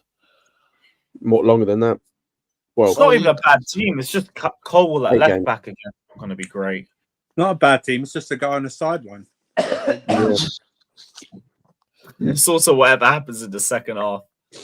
You got to be winning at half time at least. Yeah, gonna have another game of tic-tac-toe at half time. Got to get ready for that one. Let's do this. I would smash anyone here at fucking Noughts and Crosses. That is a fact, by the way. Okay. If we are losing, if we're not losing at half time, I'm going to check the odds of us to lose the game because I might put some money on it. That's all. Ross Barkley masterclass. Just watch. Oh yeah, Ross Barkley. He's man, like he didn't do this to Mudryk after he got the injury time equalizer against Newcastle. Like, come on, Mudryk is a doubt. He's a doubt. What's it? My mate Quinton's a United fan, and he put a bet on for United to lose 3-0 against Bournemouth. He won like £700. Also, let's be real. Even if Mudryk was fit, he's not starting. Yeah. Poch is still stuck in 2019, isn't he? Sterling masterclass at the Etihad. Yep. Let's just hope we win this fucking. And now we get Sterling masterclasses against Burnley. The thing is, Luton's back line, they're fast, man. Fast? Where you come so fast? But they'll probably be deeper than usual. Are you blind? Oh yeah, pause. Yeah, big pause actually. Crazy. Oh right, was there any other news? I think we went through everything. Nicholas Jackson off to AFCON. Mudryk, Lavia need to be assessed. Why wouldn't we? We're potentially buying a minority stake in Sporting Lisbon. Who gives a shit, man? Wait, what's it? I think we found another way to get them strikers that we want for Sporting Lisbon. He's like, they won't. On loan. We'll buy the club. We'll buy the club and loan them to Chelsea. No, they tried doing that with what's his name, Agate, but in the end, Sporting were like no, and then PSG came in to buy him. We'll get them on loan now. We don't have to pay hundreds of millions of pounds anymore. Just be a loan. Nah, it'll be for FFP reason. Chelsea buys Sporting Lisbon striker 2 mil. Yeah, because we own like over half the club. Maybe on a 5-year loan. As we'll get him on a 5-year loan. Oh, it is. 5-year loan. If he bags in like goals, we'll just keep doing. It'll be a rolling loan every year, so it'll just be like that. Until his contract runs out, then you sign it. Then you sign him on a free transfer. For God's sake. Fucking crazy. Well, do we feel confident for tomorrow? Nope. No. Hell Yo, no. Watch Ross now. Watch Ross Barkley dog that midfield. Yeah, man. This Barkley dagger is going to be interesting, man. Exactly. No, we said that last time. We said that last time. We smoked Luton. It's different at home. That was new as well. Luton away. You don't want to. By that time, they haven't even adapted to the league. And then when they played Liverpool, Arsenal, City, they're giving them hard times. We'll see. We might be their kryptonite. Shut up, Jez.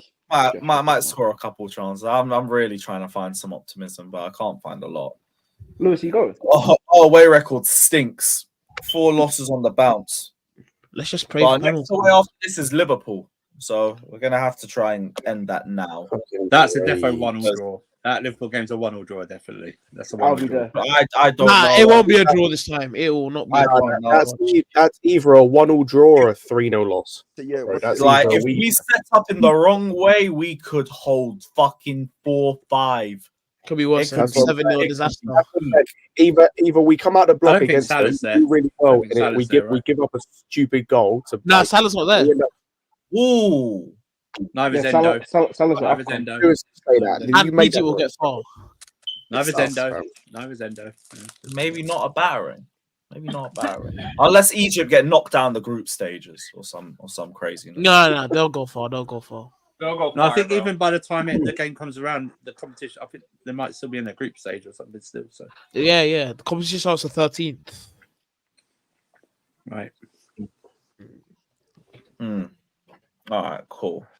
Yeah, it's January 13th to February 11th. We play the 31st, Yes. right? Egypt gotta make a deep run in that competition then. Yeah. They will. Who here seen the film The Longest Yard? Yes, I've seen it. Yes. Seen what? You've seen it, no. The Longest Yard of Adam Sandler. Yo, Yeah. what kind of random question was that? We just told he's the king of noughts and crosses, so you know. I don't know. It's just in my head. I was just thinking about if everyone in this panel was going to be one of the members from Longest Yard, you know, the crew. Hey, end the stream, Dave. Who would you End be? the stream, man. Let's go. End the stream. Yeah, no worries. I think Lawrence is going live in a little bit, so gonna redirect over I to think him. I'd be the great Back time. tomorrow. Keep the Fuck stream Luton going, man. away. Keep the We'll stream be live here from about I don't know 11 or some shit. We'll figure it out. But big up to everybody that's locked in. Hit the like button, subscribe, all of that shit, and let's hope we win. Up the Chelsea, up the fucking Chelsea. Have we redirected? I set the redirect. Watch out. No, I didn't even set the redirect. Oh shit. And let me do Oh, that now. no, damn. Yeah. All set. Everyone head over there. Big